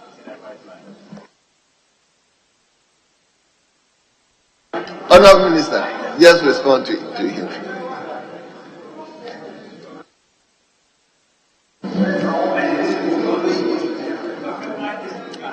Thank you, Mr. Speaker. Mr. Speaker, in fact, in my answers, I mentioned the measures, and maybe my colleague was not very attentive. I want to also repeat that some of the measures are the ministerial directives that no more bycatch of 15%, which they were doing. So from September till now, if you're going for fishing, you don't have to do any bycatch. And because of that, we are changing their fishing gears. Apart from that, we have also put in place plans to manage the fish stocks. We've also put observers on the vessels who are also observing the activities of the fishers. And we have the surveillance system, which is also monitoring them. So these are some of the measures we are putting in place. Thank you. Thank you very much. I'll give the last lot to.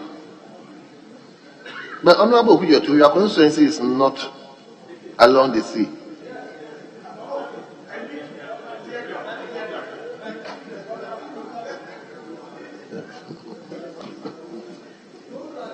Thank you very much, Mr. Speaker. Mr. Speaker, the Volta River goes through my constituency, and we do a lot of fishing. Actually, Tong means by the river.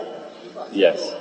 So, thank you very much, Mr. Speaker. Mr. Speaker, the Honorable Minister for Fisheries and Aquaculture spoke of a new policy which Cabinet has just approved.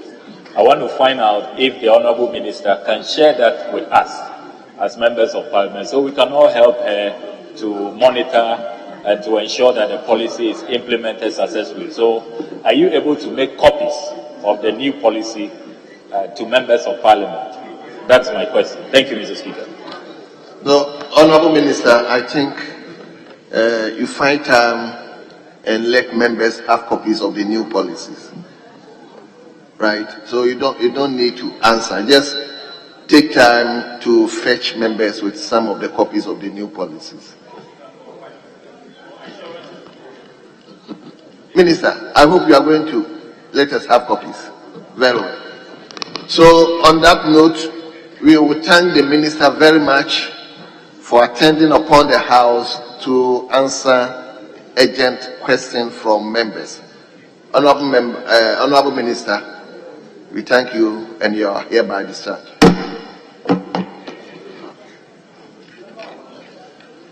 We will now move to the normal questions. We will begin with Honorable Minister for Local Government, Rural Development and Decentralization, Honorable Dambuchi,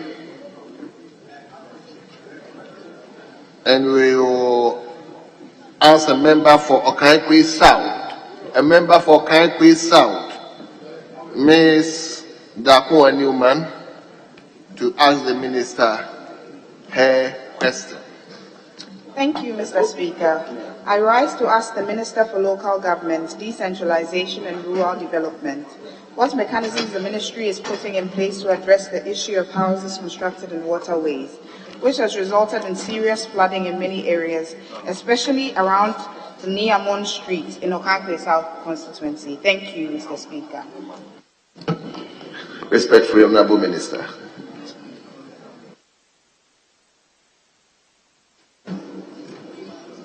Right, Honorable Speaker. As part of government's efforts to address the issue of flooding across the country, Cabinet in June 2022 approved a number of measures to stop the indiscriminate physical development of structures in riparian buffers, waterways, lagoons, and wetlands, and also to demolish unauthorized structures in other unapproved areas in the country. The measures adopted included the realignment of the Land Use and Spatial Planning Authority, LUSPA, from the Ministry of Environment, Science and Technology and Innovation to the Ministry of Local Government, Decentralization and Rural Development. This is aimed at addressing the complex and intricate nature of the organizational structure of LUSPA, and also to enhance the functional efficiency of spatial planning activities at the local level.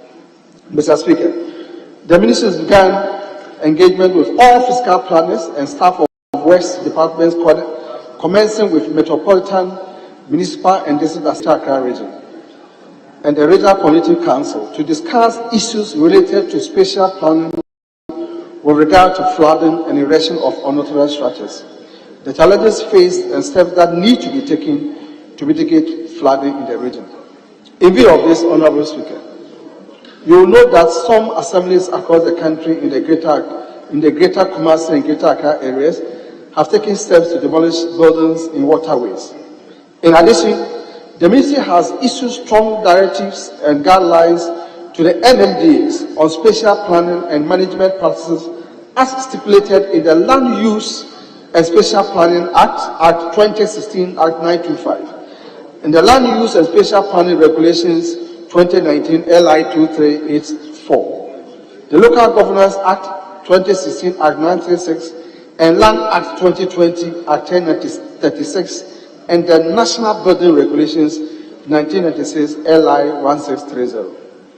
Right, Honorable Speaker, the Ministry also intends to engage various sections of the media and the general public to educate them and create greater awareness and understanding of the various provisions in the law with respect to this matter.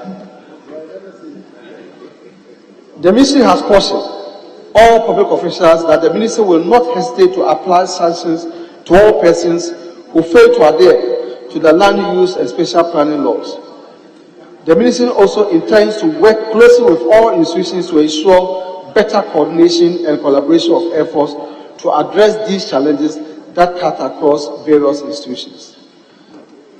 Right Honourable Speaker, regarding the issue of flooding in and around the Ni Amon Street within the Accra Metropolitan Assembly and within the constituency of the Honourable Member, the ministry visited the affected area and engaged the Assembly on the matter. Records indicate that a team of engineers from the Roads Department of Accra Metropolitan Authority has decided to find a lasting solution to the perennial flooding in the area. The technical team observed that the street layout on the map corresponds with the street layout on the ground. However, the cause of the flooding on the street is as a result of a compound house located at the western end of the Ni Amon Street. Additionally, there is no outlet or outfall to drain off surface water, as all houses on the street are closely knit. To ascertain the logical location for a drainage outfall, spot heights of the street were taken. The results indicated that the lowest point for a possible discharge was at drainage which passed through one of the properties along the street. Right Honourable Speaker, consequently, in order to remedy the perennial flooding issues, the Accra Metropolitan Authority has packaged the construction of drainage and roadworks for Ni Amon Street and the surrounding streets into a project pending the availability of funds. The cost of work is approximately 1 million Ghana cedis. It has also been recommended that the section of the building which extends into the road be demolished to create enough space for a two-way traffic flow.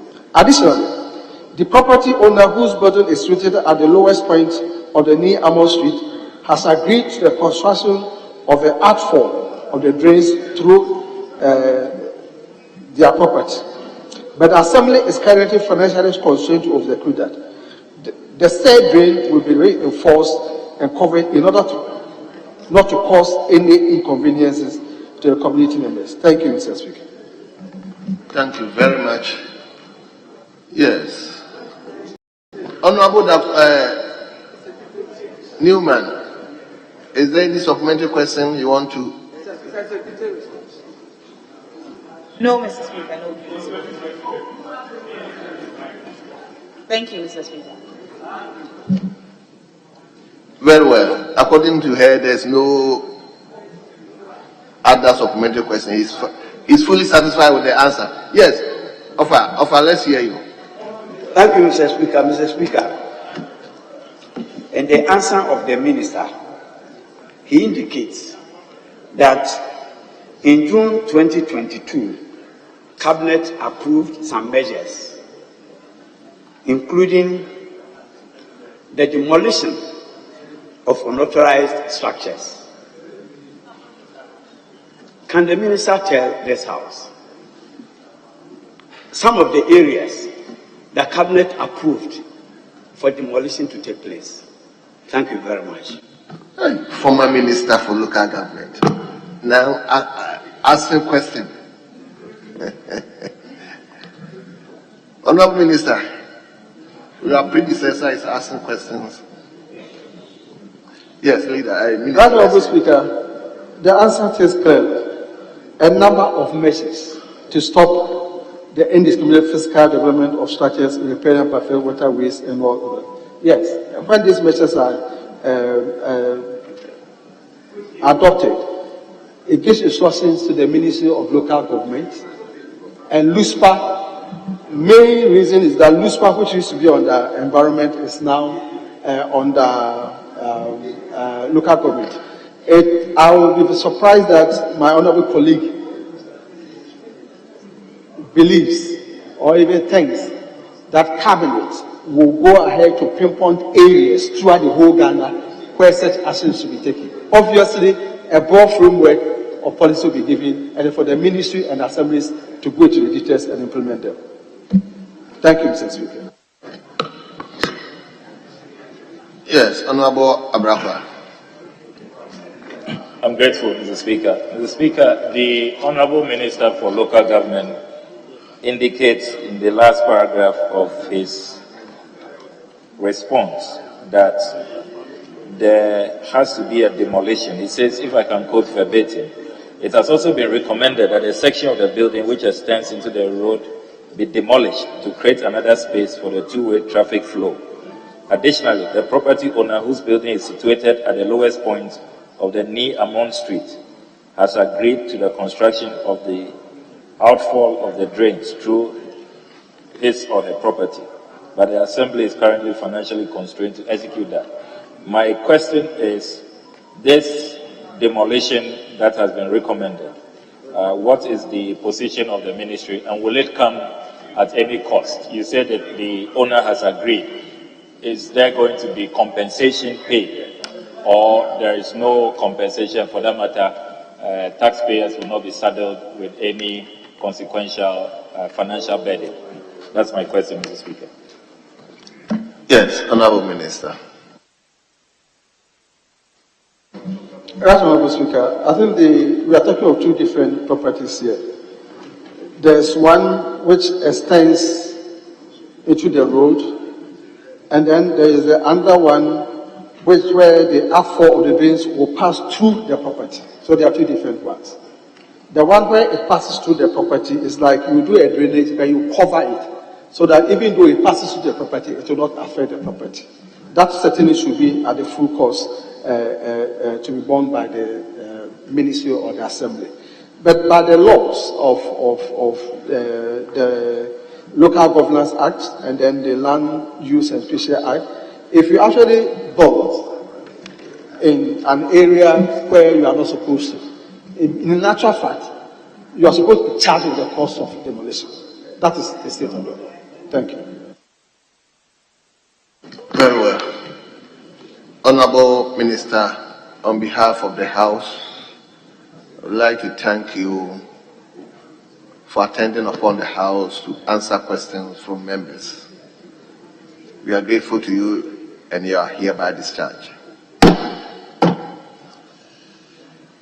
Honorable members, we will turn to question 556. 556, and the question stands the member for Adaku, Honorable Kwame Abuja, to the Minister for Transport. Yes, leadership, majority leadership. Mr. Speaker, the Minister for Transport is unavoidably absent. I therefore seek your leave for the Deputy to answer on his behalf. Thank you.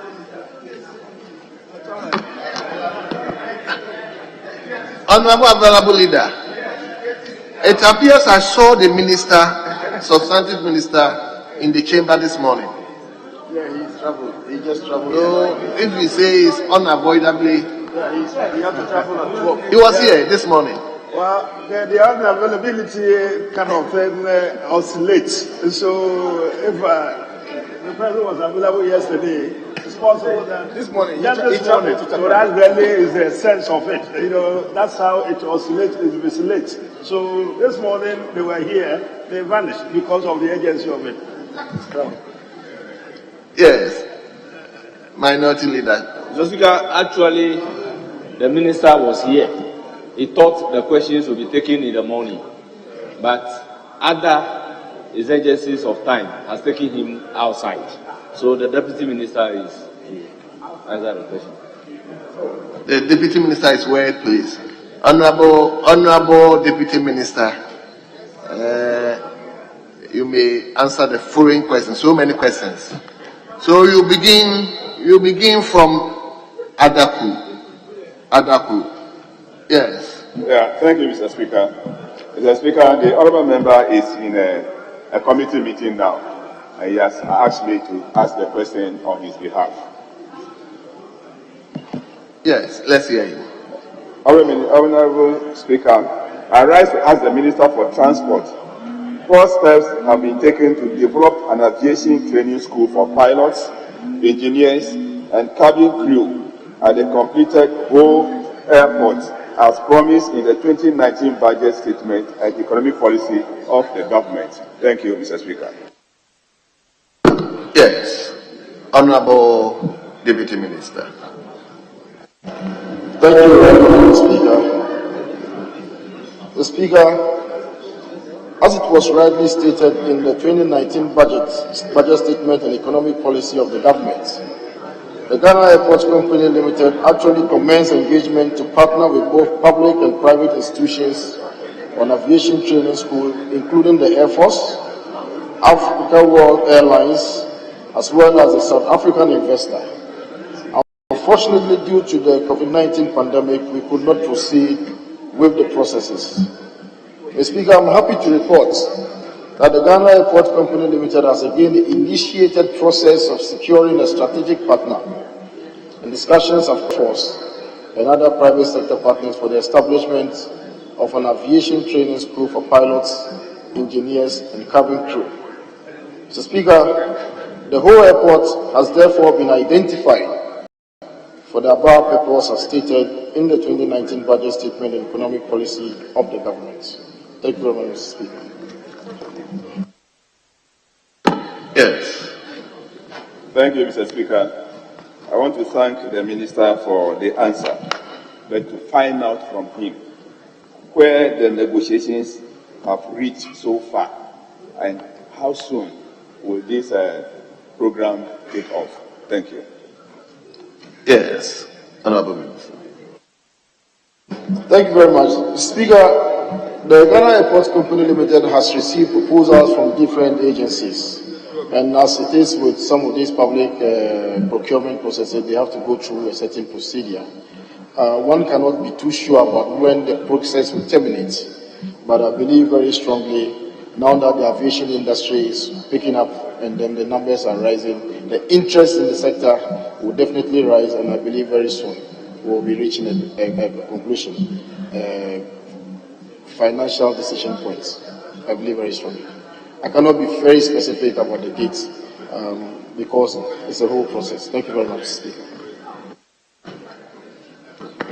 Yeah, last question. Thank you, Mr. Speaker. Mr. Speaker, as the Minister said, it involves cost. In the 2019 budget, I am sure some cost was to be borne. I want to find out from the Minister if there's any provision for this program in the 2023 budget. Thank you. Yes, Minister. Thank you very much, Mr. Speaker. Mr. Speaker, this is a project that will be driven by the private sector in total. And so we have the facility, and it's the private sector that will inject the resources into the process. So it is in the airport company's budget for 2023.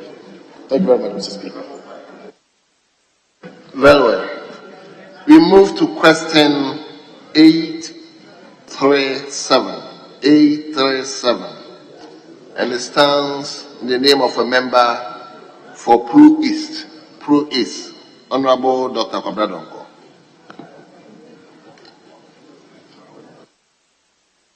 Thank you, Mr. Speaker. Mr. Speaker, I rise to ask the Minister responsible for transport whether the Ministry has any plans of making the provision of life jackets a requirement for the registration of engine bulls on the voter link. Yes, Honorable Minister. Thank you, Mr. Speaker. Mr. Speaker, the provision of life jackets is a mandatory requirement for the licensing and registration of all vessels operating in our waters already. Life jackets essentially are personal flotation devices for persons engaged in activities whether in relation to their work or their leisure in or near water bodies. They are termed life-saving appliances as they provide a reasonable assurance of safety from drowning to a person who is immersed in water. The Ghana Maritime Authority has developed an inland waterway safety code which demonstrates the use of navigational safety devices such as life jackets and fires. Thank you very much, Mr. Speaker. Yes, Honorable Member.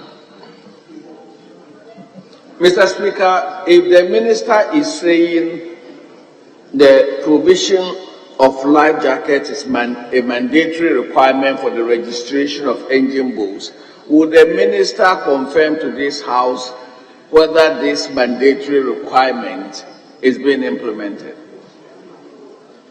Yes, Honorable Member. Honorable Minister, sorry. Thank you very much, Mr. Speaker. Mr. Speaker, there is a very huge presumption that the law is being followed by the operators of the pontoons and then machine canoes on the lake and other water bodies. We believe very strongly that that is the case. Of course, that is not to say that there aren't people who are also in breach of the law, but when that is brought to our attention, the necessary action will be taken. Thank you very much, Mr. Speaker. Honorable Member, your last question. Mr. Speaker, I will want the minister to contradict me, if he so chooses, as to whether the state-run Voter Lake transport operating ferries on the Voter Lake has life jackets even in those vessels. Mr. Speaker, they do not. So I am more surprised, and anybody from the Voter Lake catchment area will be very surprised to hear the minister state in the hollow chambers of Parliament that it is mandatory for life jackets to be provided, and that life jackets are being worn by operators or being provided by operators of sailing vessels, boats, ferries, pontoons, etc. on the Voter Lake. Mr. Speaker, I will want the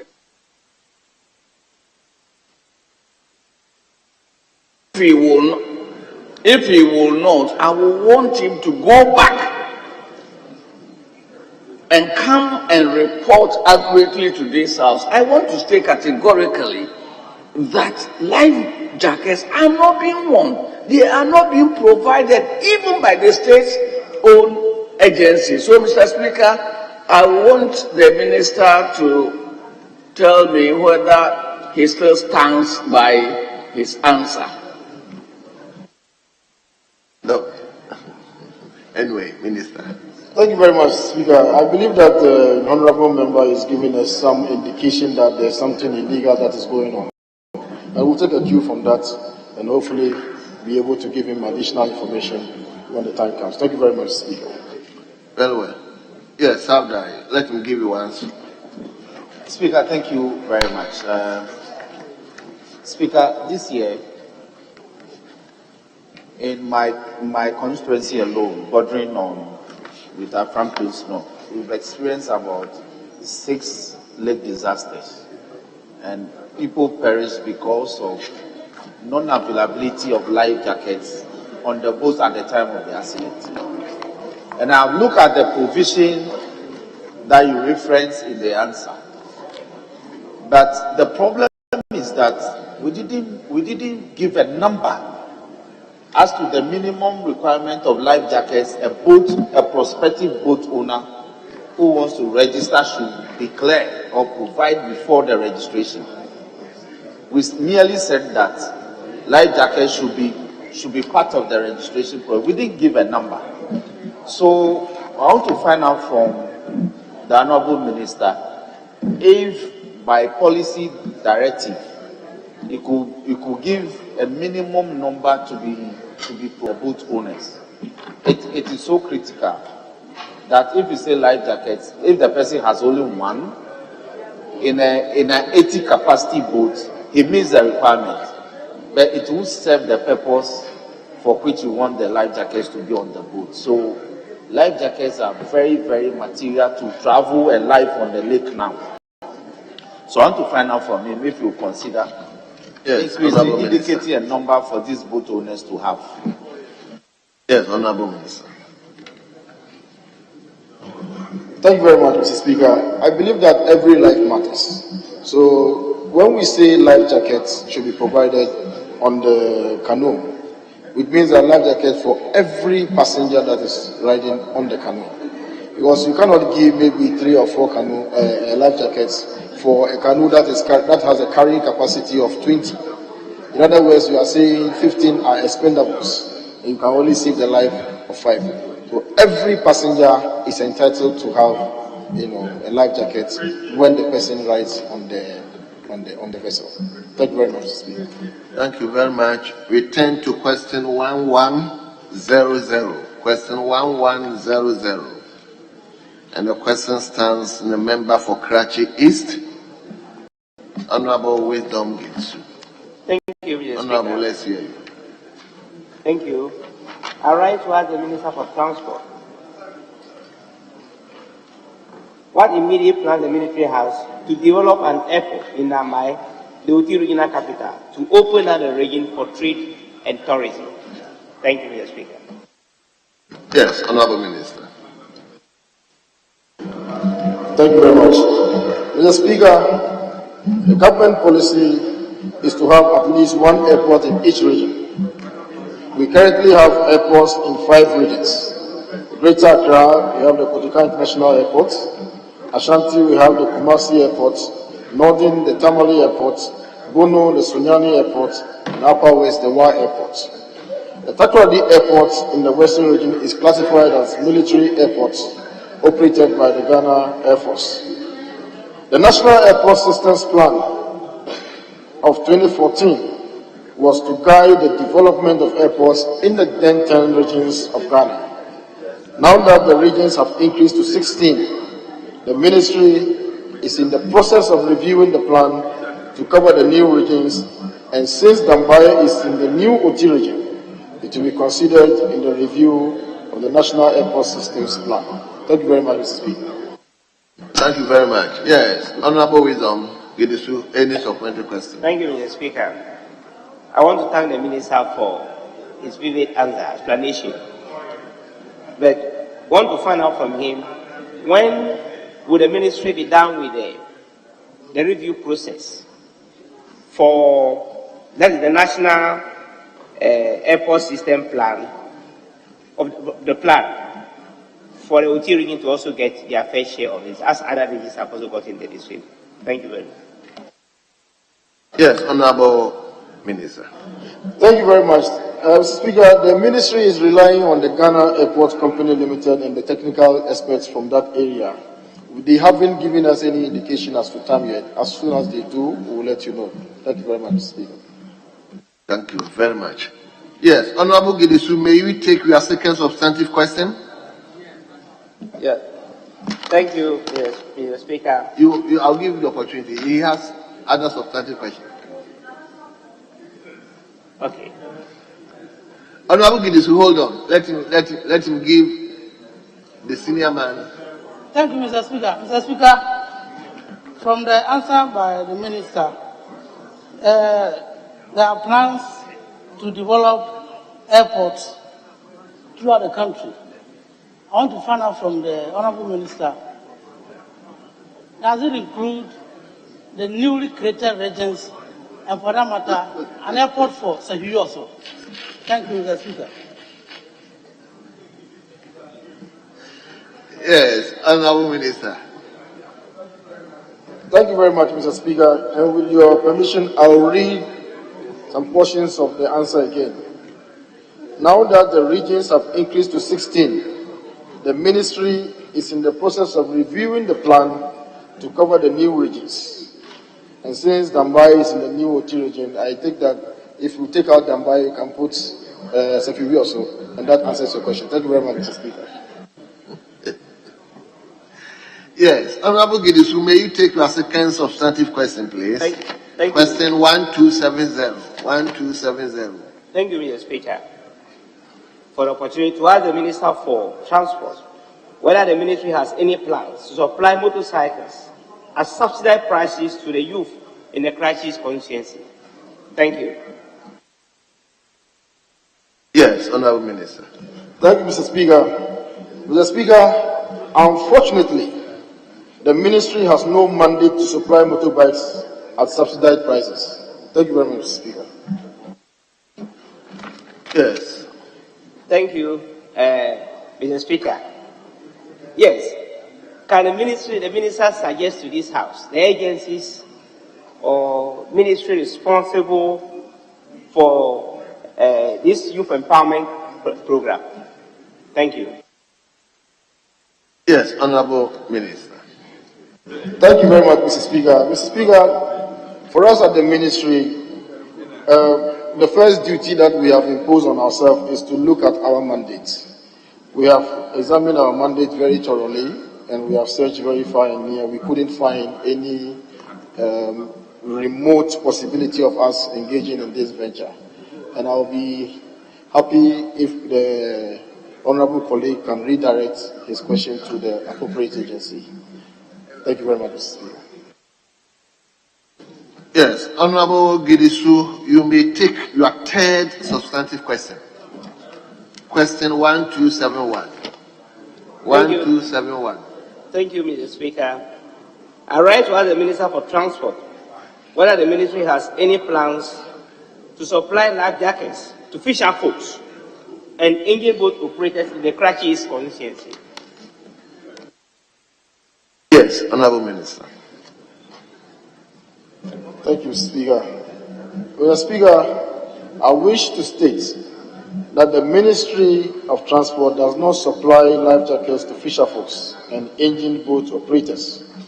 However, the provision of life jackets and other life-saving appliances is the sole responsibility of vessel owners for use by operators of the vessels, passengers, and commuters as well. Thank you very much, Mr. Speaker.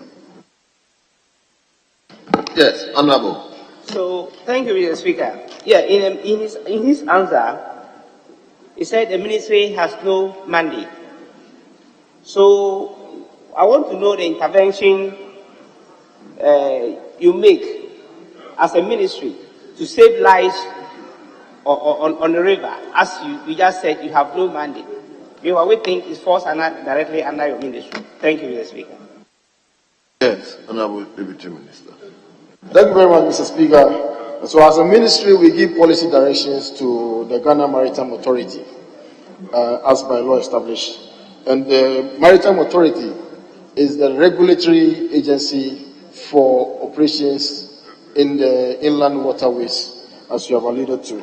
So Ghana Maritime Authority is the enforcement agency, so they enforce, but they do not enforce in a vacuum.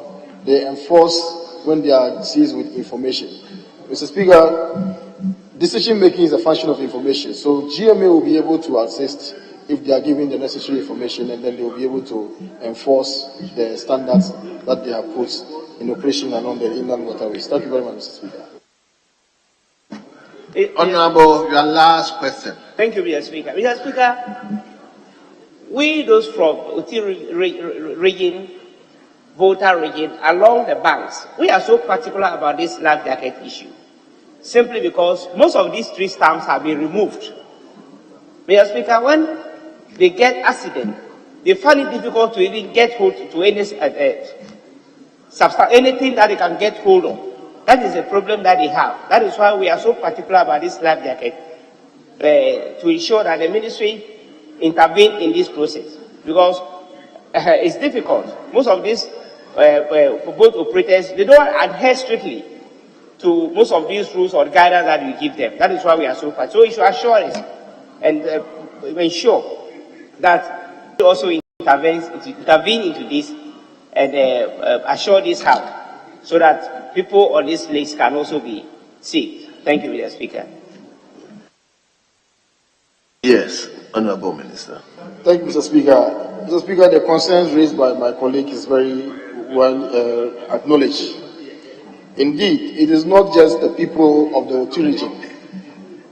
Myself, I patronize, the Dambaye crossing all the time when I'm coming from my constituency through the Volta region.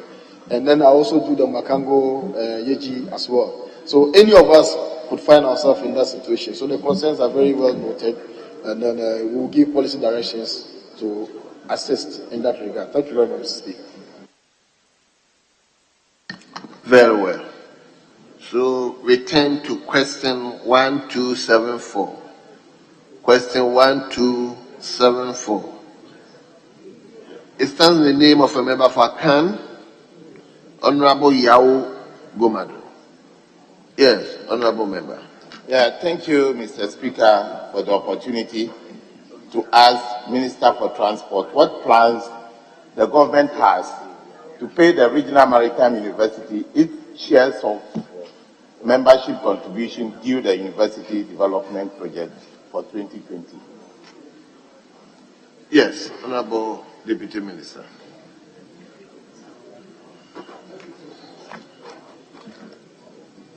Thank you, Mr. Speaker.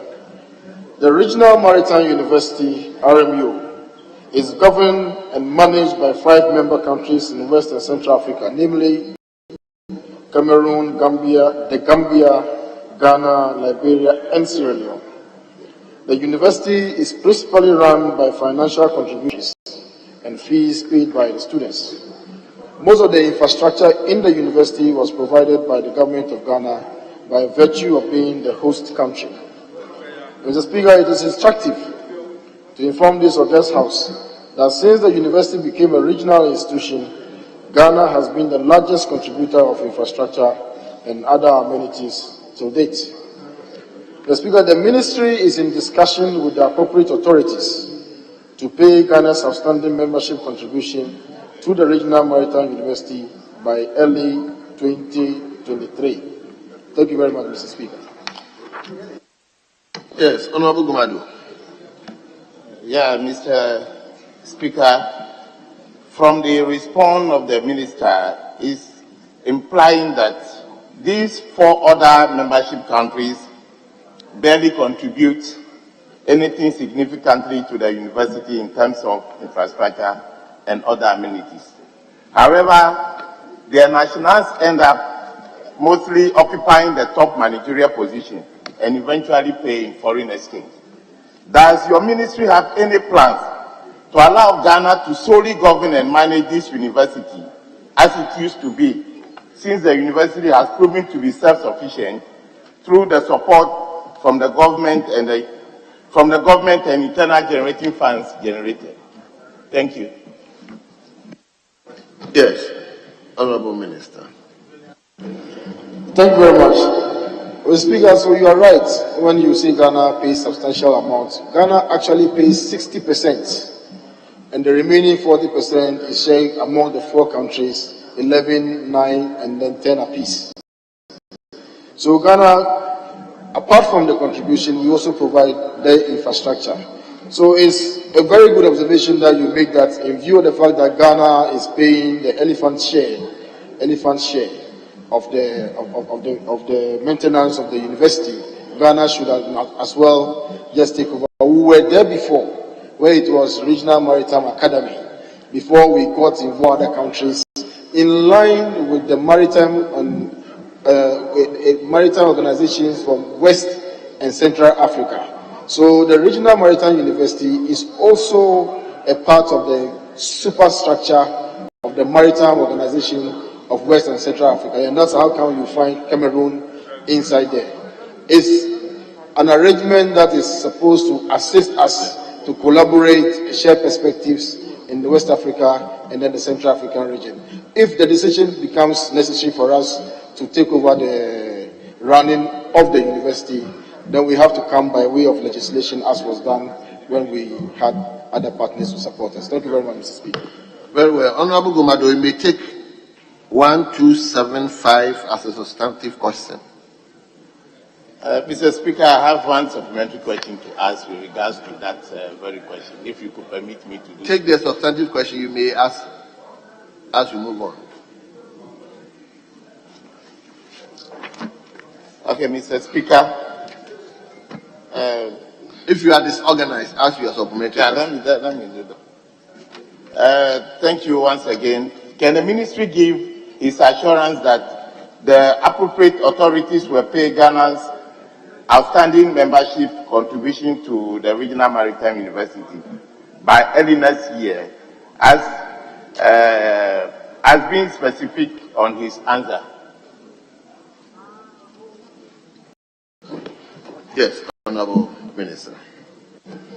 Thank you very much, Speaker. At the last board meeting of the Regional Maritime University held in Freetown, Sierra Leone, the mechanism for dues to be paid was rightly discussed, and the outstanding bills for all the countries was also looked at. Some amount of the outstanding bills were written off, and for all countries to be able to make their payments within the first quarter. So it's just not applicable to Ghana, but it's to Liberia, the Gambia, Sierra Leone, and Cameroon as well. And so the agencies in the maritime sector are solely responsible for, supporting the ministry to pay Ghana's contribution to the fees. Thank you very much, Speaker. Yes, Honorable Gomado, you may now take the substantive question 1275. Thank you, Mr. Speaker, once again for the opportunity to ask the Minister for Transport the status of the 152 million apportioned to the Maritime University from the 400 million loan agreement signed with South Korea and the Economic Development Corporation Fund framework in November 2020. Thank you. Yes, Honorable Minister.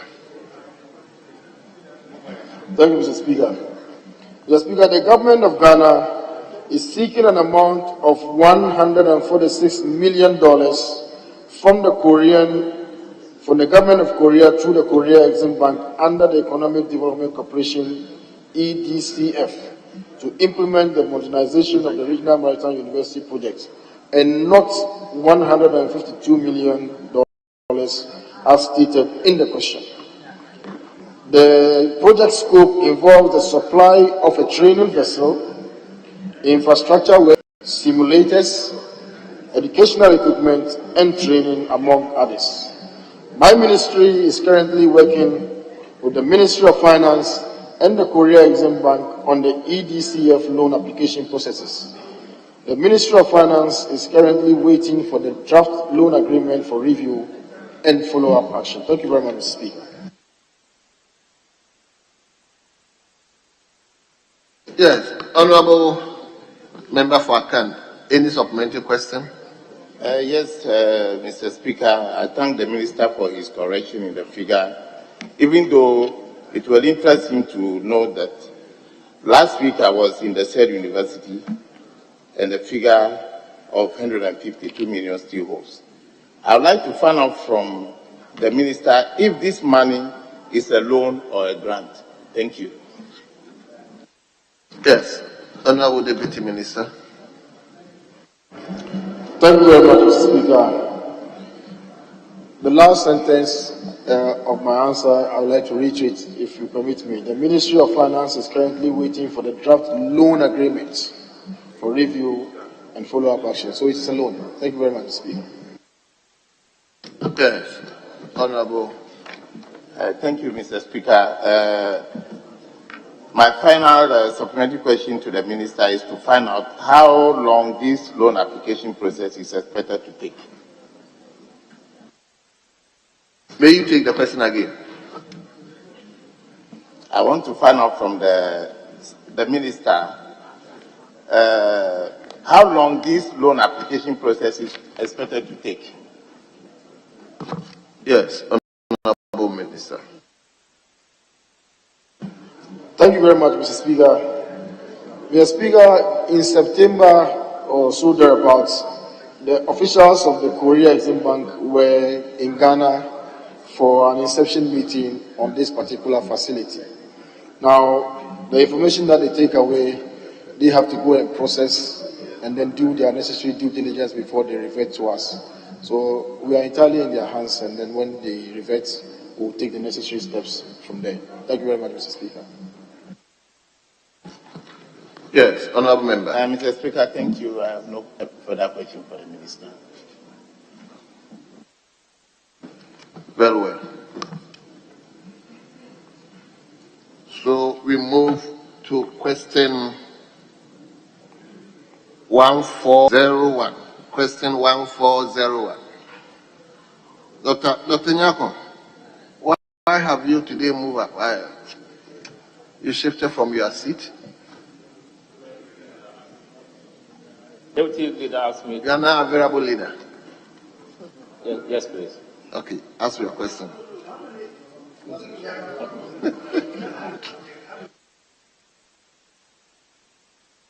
It's part of it. Okay, then Honorable Dr. Nyako, go to your seat. And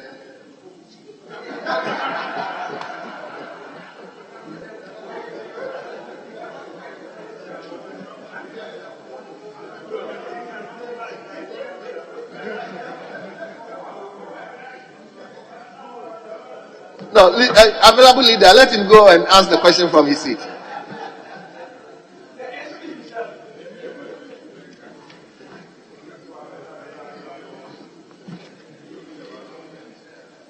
Yes, honorable member for Kadaso, you may ask that question 1401. 1401. Madam Speaker, I rise to ask the Minister for Transport the expected completion date of the Kumasi Airport. Thank you. Very well. Honorable Minister, when are you completing the Kumasi Airport? Thank you very much. I see that Mr. Speaker is an interested party in this question. Mr. Speaker, the Kumasi Airport project is being undertaken in phases. Phase 1 has been completed, whilst phases 2 and 3 are nearing completion. Mr. Speaker, the estimated dates for the completion of the project are as follows. Handing over of the terminal building, 30th January 2023. Handing over of the runway extension, 31st March 2023. Handover of control tower and fire station, 31st May 2023. And the total completion of the project is on 30th June 2023, effectively 6 months away. Mr. Speaker, once the terminal has been handed over, it will be operationalized soon thereafter. I thank you, Mr. Speaker. Thank you very much. Yes, Honorable Dr. Nyako, any supplementary question? Madam Speaker, I'm grateful for the progress being made on the Kumasi Airport. Interestingly, the various phases, the Minister gave definitive timelines. But when it came to the operationalization, he said soon after. When is this soon after? Thank you. Yes, Honorable Deputy Minister. How soon is this soon after? Mr. Speaker, whilst these processes are ongoing, the handing over of the tower, control tower, fire station, and runway, and so on and so forth, the Ghana Airport Company will also be engaging in some simulation exercise to test run some, flights at the airport, and also to test their software to ensure that the software are accurately working for check-in and so on and so forth, and also for the use of the control tower. Mr. Speaker, the control tower that we have right now would be demolished, including the existing terminal building. So what it means is that we have to get the new control tower up and running before we'll be able to do the commissioning. So give and take, when we do the final handing over 30th June and everything is under control as planned, Mr. Speaker, the commissioning will be done immediately. Thank you very much, Mr. Speaker. Very well. Honorable Member for Kadaso, any supplementary question? Yeah, so I have a very keen interest in this. So, according to my good friend, Honorable Minister, soon after is not immediately. I would like him to give us a time frame. For example, within 2 months or 3 months. Then we know that we can put our feet on something. Thank you. Yes, Honorable Minister.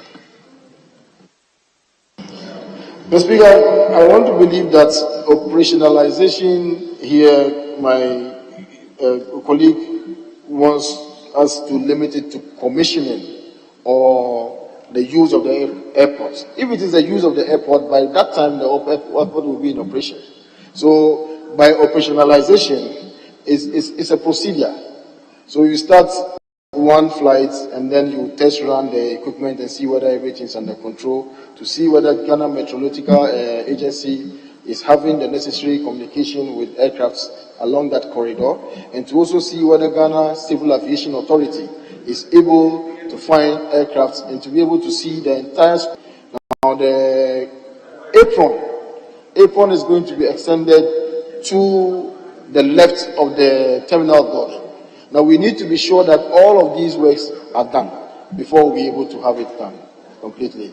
As an international airport also, you necessarily have to have a clinic or a medical facility along that place. We may not be able to have one, but we can use the Kofanochi Teaching Hospital, just like we are using 37 Military Hospital to support Kotika International Airport. So when all of these things are done, I believe operationalization becomes just a nomenclature. We would have been operating the place all the same. Thank you very much, Speaker. Very well.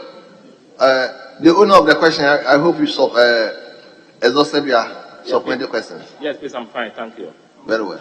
So, Honorable Deputy Minority Leader, thank you, Mr. Speaker. Mr. Speaker, the Minister indicated in her answer that handing over of the terminal will be done, handover of the runway extension also be done, handover of control tower and fire station will also be done before the total completion. So, Speaker, I'm sure that each of the handing over costs will be incurred. State resources will be spent. Taxpayers' money will be spent. One project. Why split the handing over into 4? Why don't you do only one handing over and minimize cost? Thank you. Very well. Yes, Honorable Deputy Minister. Thank you very much. The Honorable Leader is suggesting that every handover will come with the pump and pageantry, and it comes at the cost to the state. Handing over is handing over. It doesn't necessarily have to be pumped. And thank you very much, Mr. Speaker. Because we haven't given any details of what the handing over will look like. So I think we have to wait for the right time, and then we can ask the right questions. Thank you very much. Honorable Deputy Leader, I have not called you. You haven't. Oh, sorry. Well, I'll call you, but before then, let me indulge all of you. The time has gone past 2 o'clock, and I'll ask you to permit me to extend the sitting hours beyond the normal hours. So, Honorable Deputy Leader, let him come back to you. Thank you very much. Is the Minister giving assurance to this House that these handing overs will not cost any money to the state? Yes, Honorable Minister. Mr. Speaker, the handing over will be done in accordance with the existing practice. Thank you very much, Mr. Speaker.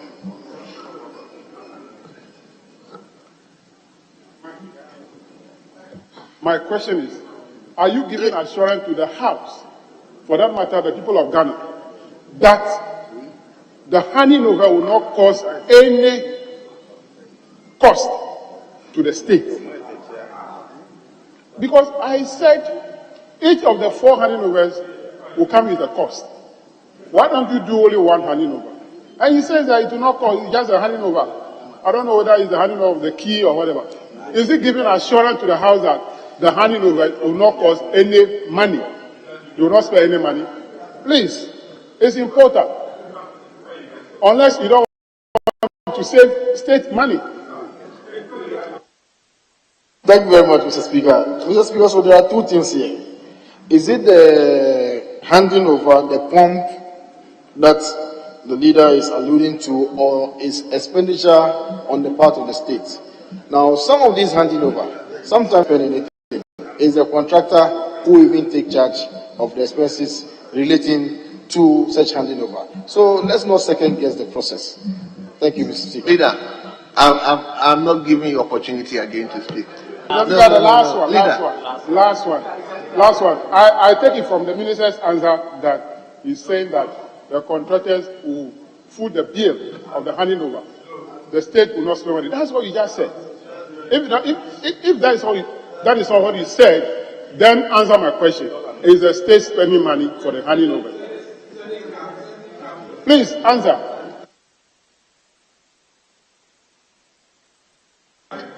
Honorable Deputy Minister, are you minded to respond to his question? Mr. Speaker, if we are going to do this handing over, and then the minister has to move from Accra to Kumasi, for instance, that becomes a cost to the state. We need to go and then inspect the site. Mr. Speaker, currently as we speak, we have gone to the site with the members of the Committee on Roads and Transports. And before we do the final handing over, we would have to go there with them again. Now, all of these things, I'm sure, comes at the cost to the state. So, like I said, let's take it easy. When the time comes, we'll decide. Very well. Yeah. Is it a foot? Yes, L2 West, eh? Is that not L2 West? L2 Senior West. L2 Senior West, yes, sir. Thank you, Mr. Speaker. I'd like to ask the Minister for Transport. So finally, what's the total cost of the Kumasi terminal and what's the cost per square meter? Honorable, do you have the figures? Honorable member, you may file a special question if you are desirous to get the figures. He's not here for the figures. So if you want to get the figures, a special question for that. Yes. On that note, we will bring question time to a close. And on behalf of the House, I would like to thank the Deputy Minister who stood in for the substantive minister for attending upon the House to answer questions from members. Honorable Deputy Minister, we thank you and you are hereby discharged.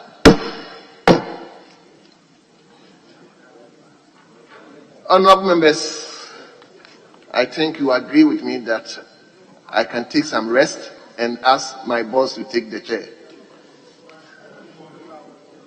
So, whilst the first Deputy Speaker is taking the chair, we will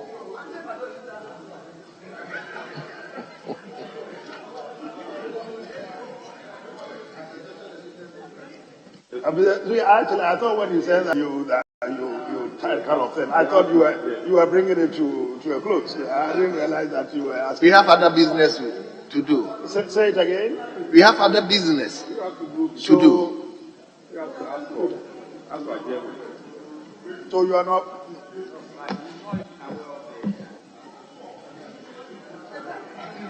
Mr. Speaker, Honorable KT, I don't know whether he's the new leader of the House, because he's seated on the majority leader's chair. At the conclave this morning, we agreed that after the question, we'll take public accounts committee reports. So you are not there. Maybe it was after that the reshuffle was done. So we'll continue to take the report. We are taking the public account report.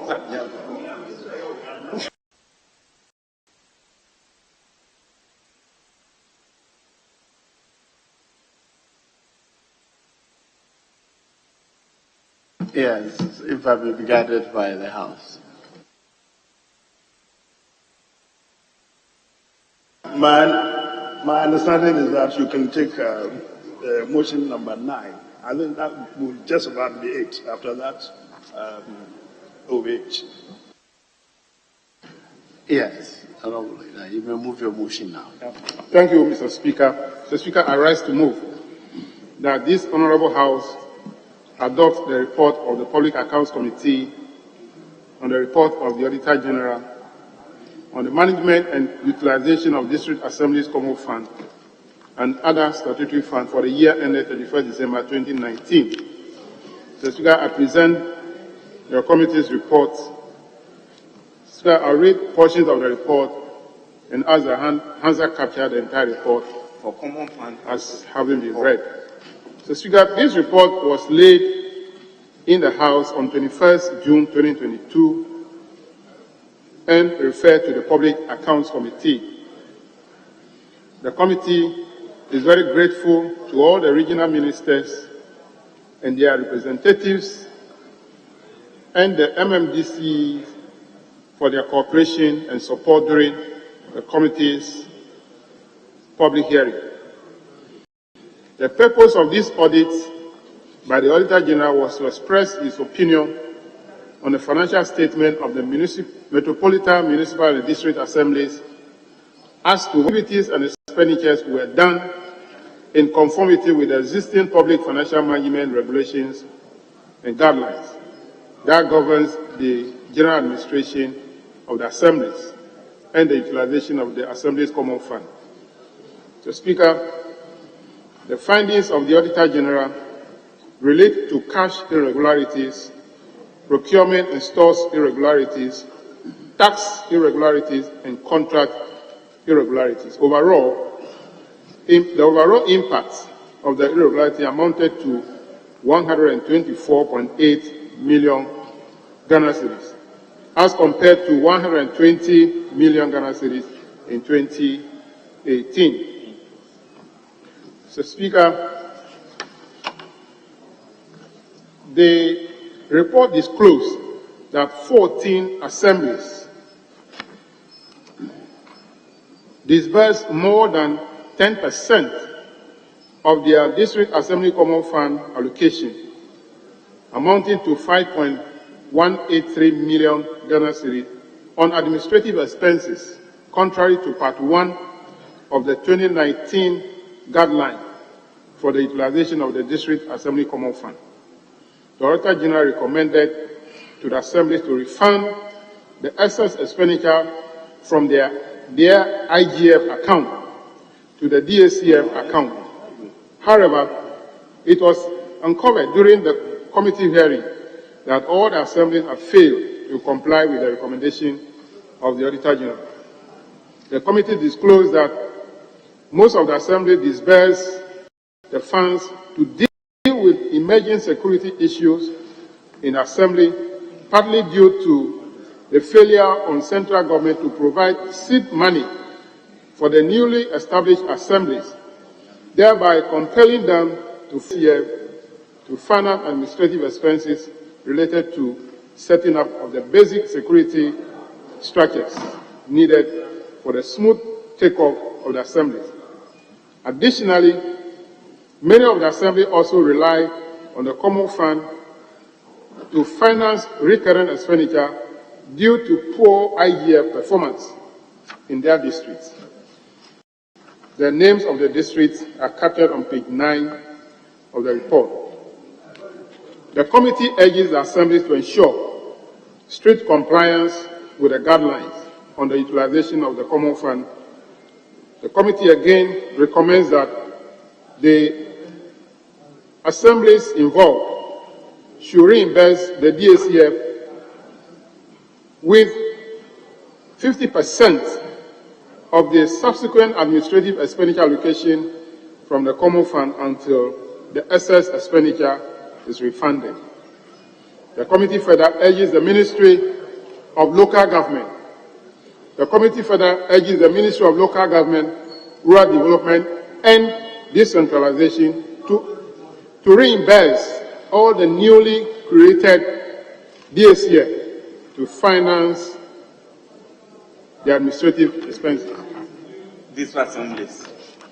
District assemblies with the required seed fund to reduce the over-reliance on the DACF to finance the administrative expenses. The committee again is recommending to government, here the Ministry of Local Government, to consider reviewing the 10% allocation for administrative expenses towards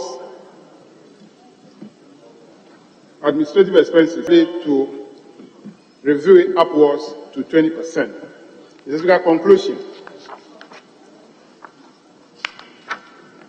The committee's deliberations reveal a lot more weaknesses in the internal control system and blatant disregard for Public Financial Management Act of 2016 at 921. public financial management regulation, as well as procurement laws, among others, of the Assembly. The committee therefore recommends to all the MMDAs to uphold and act in accordance with the public financial management regulations, as well as the procurement laws of the Republic. The committee was of the view that the observations and recommendations of the Auditor General fairly represent the financial transactions that took place in the Metropolitan, Municipal, and District Assembly in the year 2019. Therefore, the committee recommends to the House to adopt its report on the report of the Auditor General on the utilization, management and utilization of the District Assembly Common Fund and other statutory funds for the year ended 31st December 2019, in accordance with Order 1653 of the Standing Orders of the House. Mr. Speaker, respectfully submitted. Yes, acting ranking. Thank you, Mr. Speaker. Mr. Speaker, I rise to second the motion ably moved by the Chairman of the Public Accounts Committee for this House to adopt the report of the Public Accounts Committee on the management and utilization of the District Assembly Common Fund and other statutory funds for 2019. Mr. Speaker, in doing so, I wish to draw the attention of the House to page 6 of the committee's report, and in paragraph 7.2. It's instructive to, despite the irregularities as outlined in the Auditor General's report, i.e. the cash irregularities, the store and procurement irregularities, the tax irregularities, it is instructive to note, Mr. Speaker, that 79.48%, that is about 29 million out of the 37 million infractions as captured in the report has been recovered at the time of our meeting.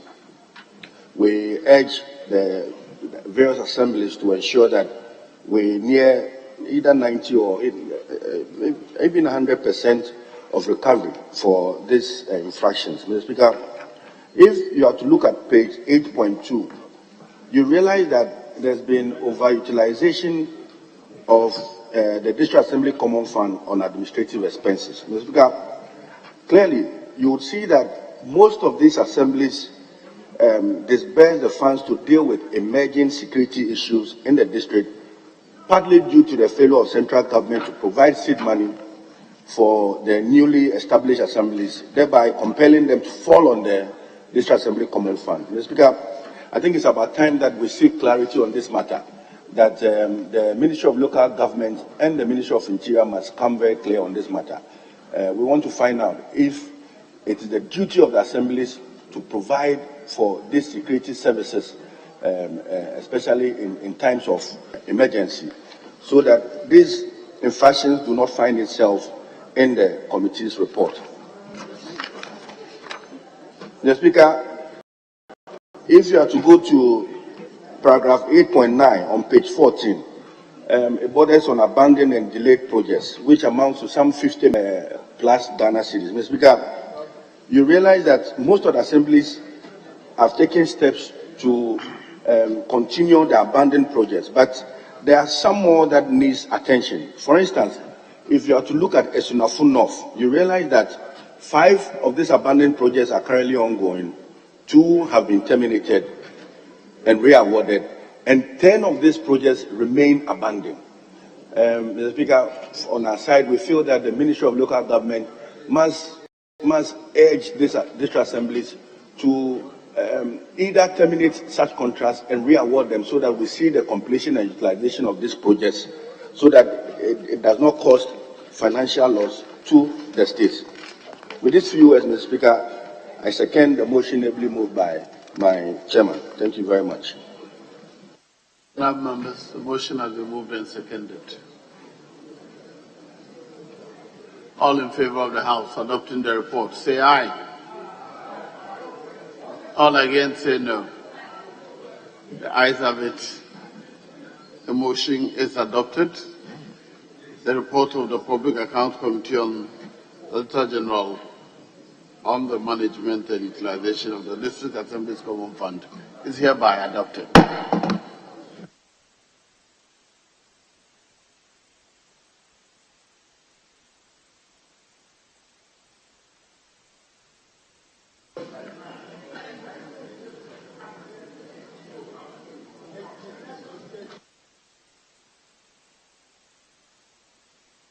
Yes, available leader.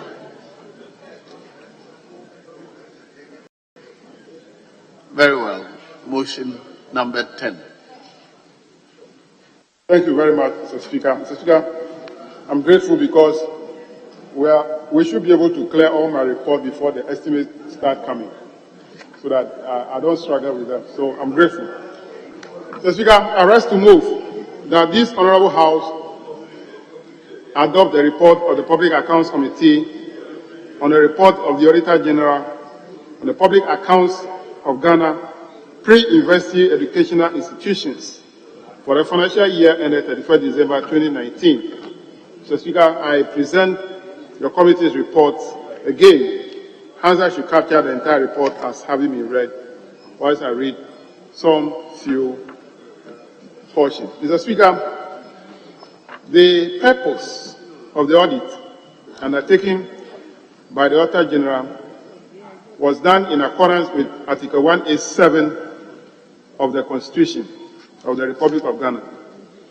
Mr. Speaker, the Auditor General is doing the audit or undertaking the audit to express his opinion on whether the accounts of the pre-university educational institutions had been properly kept, whether all public monies collected had been fully accounted for, and the applicable laws, the rules and regulations and procedures are sufficient to provide an effective check on assessment, collection, and proper allocation of revenue. Whether the financial activities of the institution had been undertaken in due regard to economy, efficiency, and effectiveness. Mr. Speaker, the committee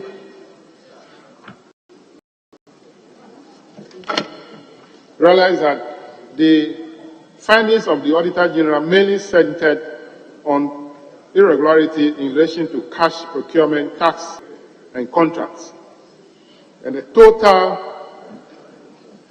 amount, the committee noted that the irregularity uncovered by the Auditor General increased from 12.7 million in 2018 to 23.49 million in 2019, representing 84.28% increase. The detailed analysis of the 2018 and 2019 irregularities are captured in Table 1 on page 4 of the report. Mr. Speaker, the committee noted that most of the institutions had complied with the recommendations of the Auditor General in respect of the irregularities cited against them. At the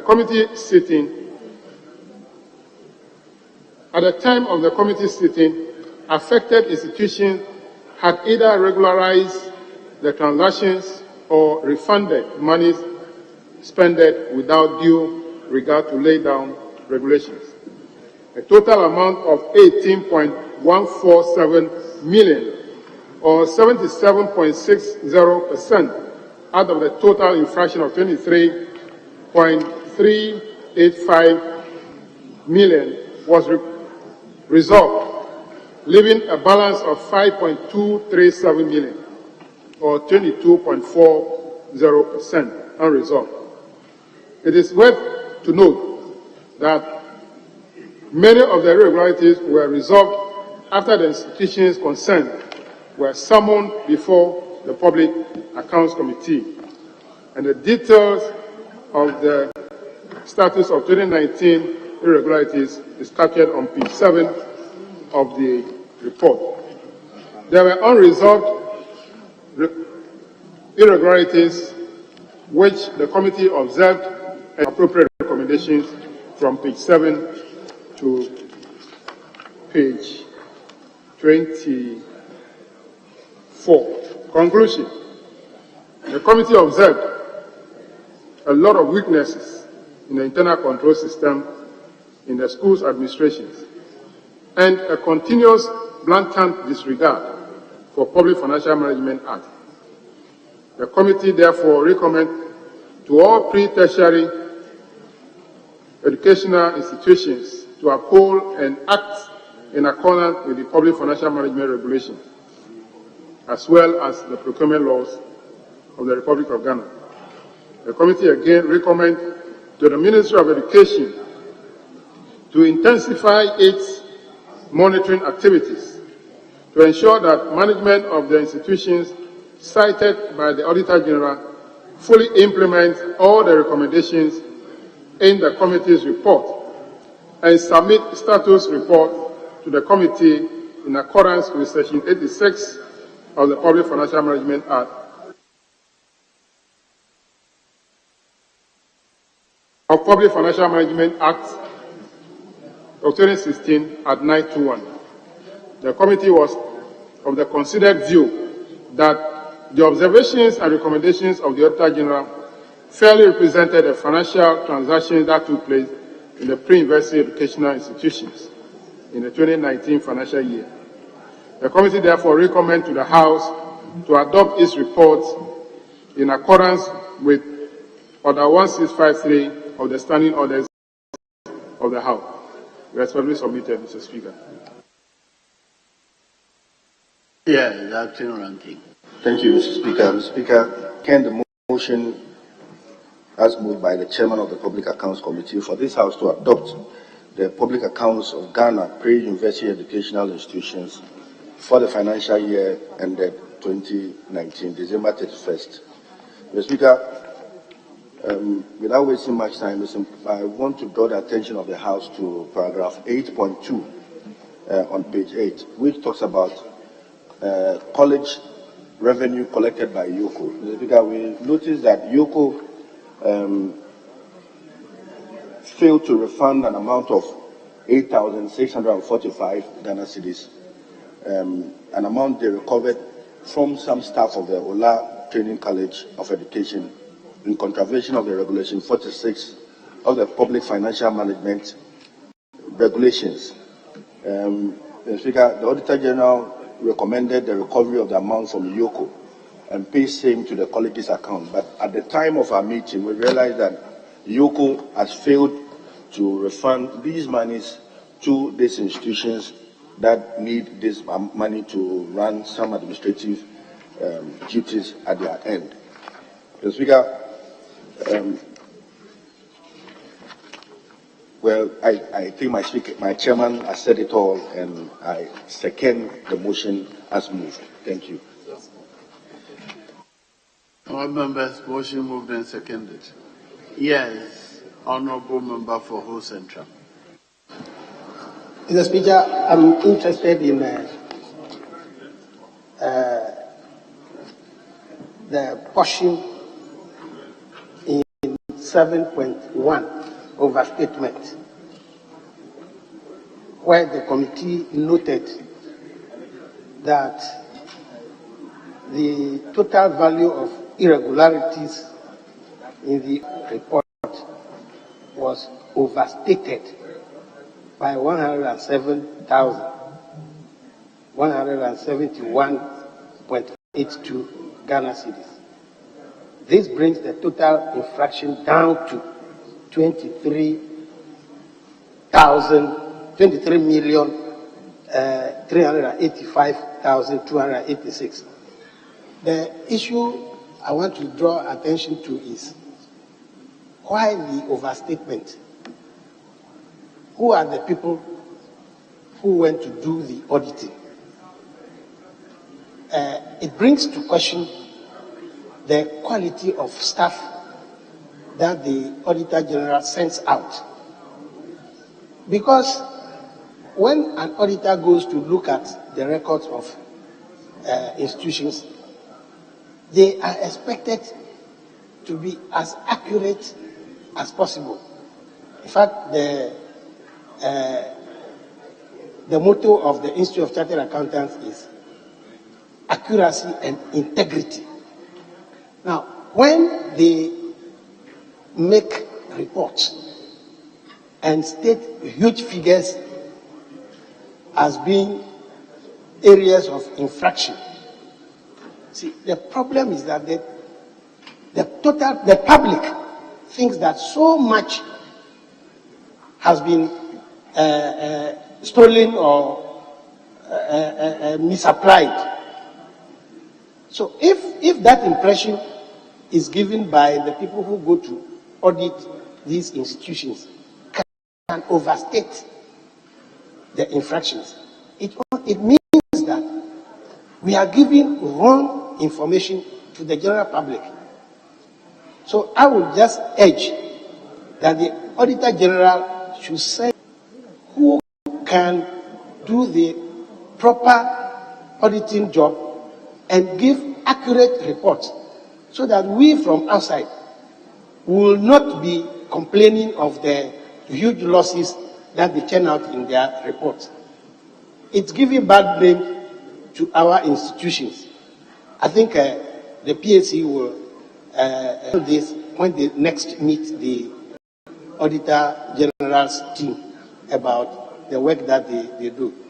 I thank you.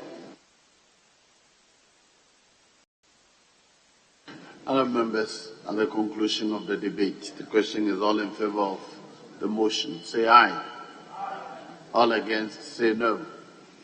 The ayes have it. The motion is carried. Item 11.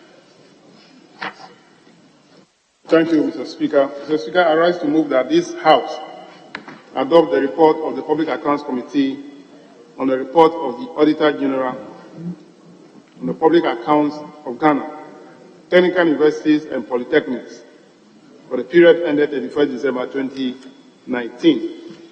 Mr. Speaker, I present the report. And again, the Hansa should capture the entire report as having been read. Mr. Speaker, the audit was undertaken in accordance with Article 187 of the Constitution of Ghana.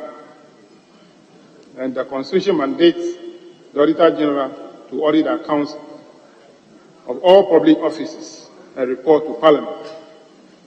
The purpose of the audit was to enable the Auditor General to express his opinion on the level of compliance with operations and activities of the technical universities.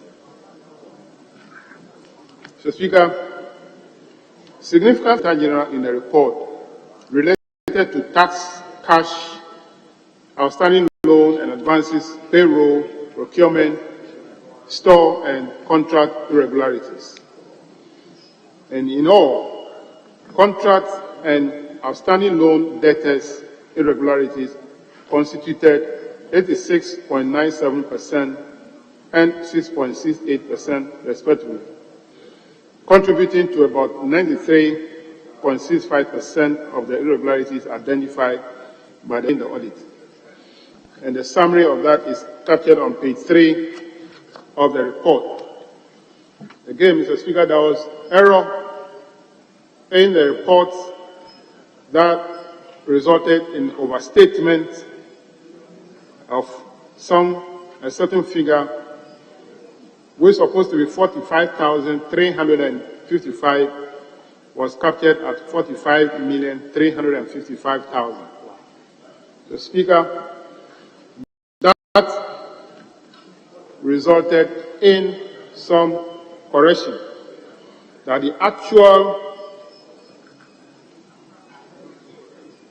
amount in the report should be 7.3 million instead of 56.886 million.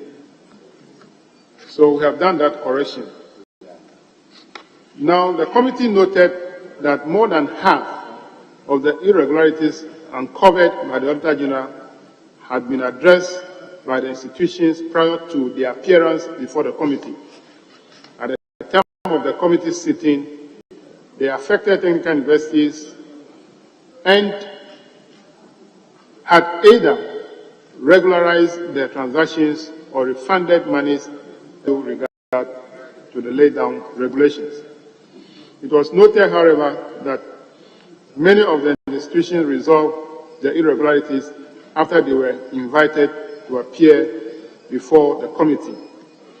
The committee also observed that a total amount of 70.9 million, representing 58.54% out of the total irregularity of 121 million, were resolved. And the unresolved ones are captured in the report with our recommendations. Mr. Speaker, conclusion. The committee recommends to the management of these institutions to implement all the recommendations captured in the committee's report and further report to Parliament in accordance with Section 88 of the Public Financial Management Act.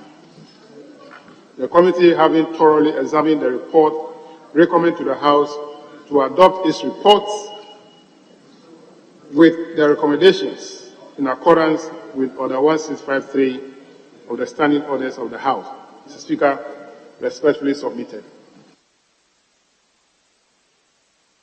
Yes, Acting Ranking. Thank you very much, Mr. Speaker. Mr. Speaker, I rise to second the motion as moved by the Chairman of the Public Accounts Committee for this House to adopt the Public Accounts Committee, Technical Universities and Polytechnics for 2019.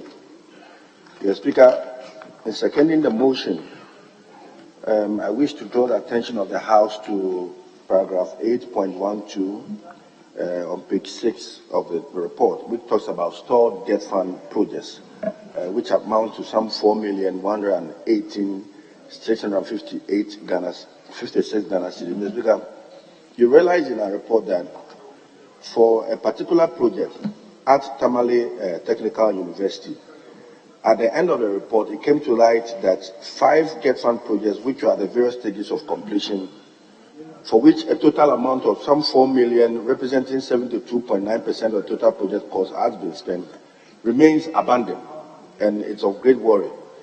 The worry is that, Mr. Speaker, a review of the project documents reveal that a total amount of 5 million is now needed to complete the project instead of the 1 million, 1.5 million as needed. Clearly, Mr. Speaker, anytime we delay projects, anytime we abandon projects, the cost multiplies. And it is something that as a state we need to critically look at. I mean, if we are not ready or the funds are not ready to start the project, we should not touch it at all.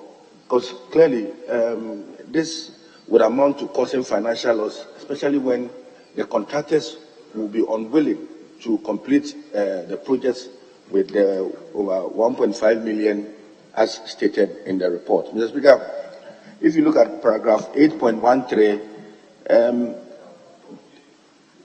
these institutions are running programs without the proper accreditation, and 91% is quite worrying. We are urging the universities to, as it were, quickly take steps to seek accreditations for programs that they run on their various campuses. Mr. Speaker, I also wish to bring to your attention an incident that happened in Koforidua Technical Universities, where some students' fees could not be accounted for, and the amount is about 620,000 cedis. Mr. Speaker, in this day and age, students are made to pay fees via banks. So I wonder why in these universities, in these technical universities, accountants still receive cash payments, and it is expected that they deposit same into school accounts. I mean, students should be made to pay into a accredited account at a commercial bank that is well known. And I think once this is done, we'll do away with this practice. Mr. Speaker, with these few words, I second the motion as moved by my chairman. Thank you very much.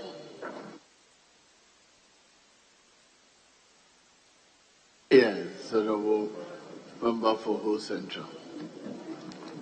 Mr. Speaker, in presenting the report, the chairman of the committee indicated that by the time they went to do the review of the Auditor General's report, some infractions were corrected, some monies were refunded.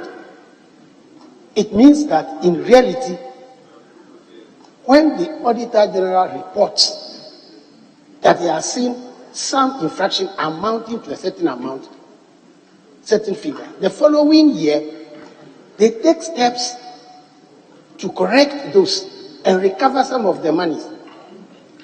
But if they don't state this clearly in the following year's report, we who are readers from outside continue to hold that in our mind, that 4 billion is lost, 5 billion is stolen. But in reality, some of these monies are recovered. And it gives bad name not only to the people who are in authority, but to the entire country. Because there are people from other areas also reading these reports. Sometimes we get up and say that, oh, if we had recovered all those stolen monies, we wouldn't go to some place to go and borrow. So I want to recommend very strongly that the Auditor General, in his format of reporting, should create a column every year to report to us how much of the irregularities which they covered in the previous year have been remedied, so as to assuage our feelings, so as to convey to the public that all is not lost. Not all that they reported was lost. We should know how much has been recovered and how much is outstanding. Then the audit committees, which are now being formed according to in line with Section 88 of the PFM Act, they can now concentrate on tackling those which are outstanding. And not just that, oh, 4 million is lost, and we all go to town, we go to press and shout house, and then nothing comes out of it. Thank you, Mr. Speaker. Very well. I'm very pleased at the comment of the honourable member for Whole Central. I think I've raised this before. Some of the headlines suggest a loss of money. But when you read the report, it's actually only reporting on not applying the rule. But there's no record or evidence that as a result of not applying the rule, some money was lost. But they nevertheless put the money there, a figure. Procuring without going through the proper procurement rules, and they put the figure there. There's no evidence that there was no value for money. Just that instead of going from A to B, you passed C before you went to B. So that figure was not necessary. But that is what will be discussed, as if indeed money has been lost. I think you should look at that reporting style again. Anyway, so at the conclusion of the debate, the question is all in favor of the House adopting the report. Say aye. Aye. All against, say no. The ayes have it. The House has adopted the report of the Public Accounts Committee dated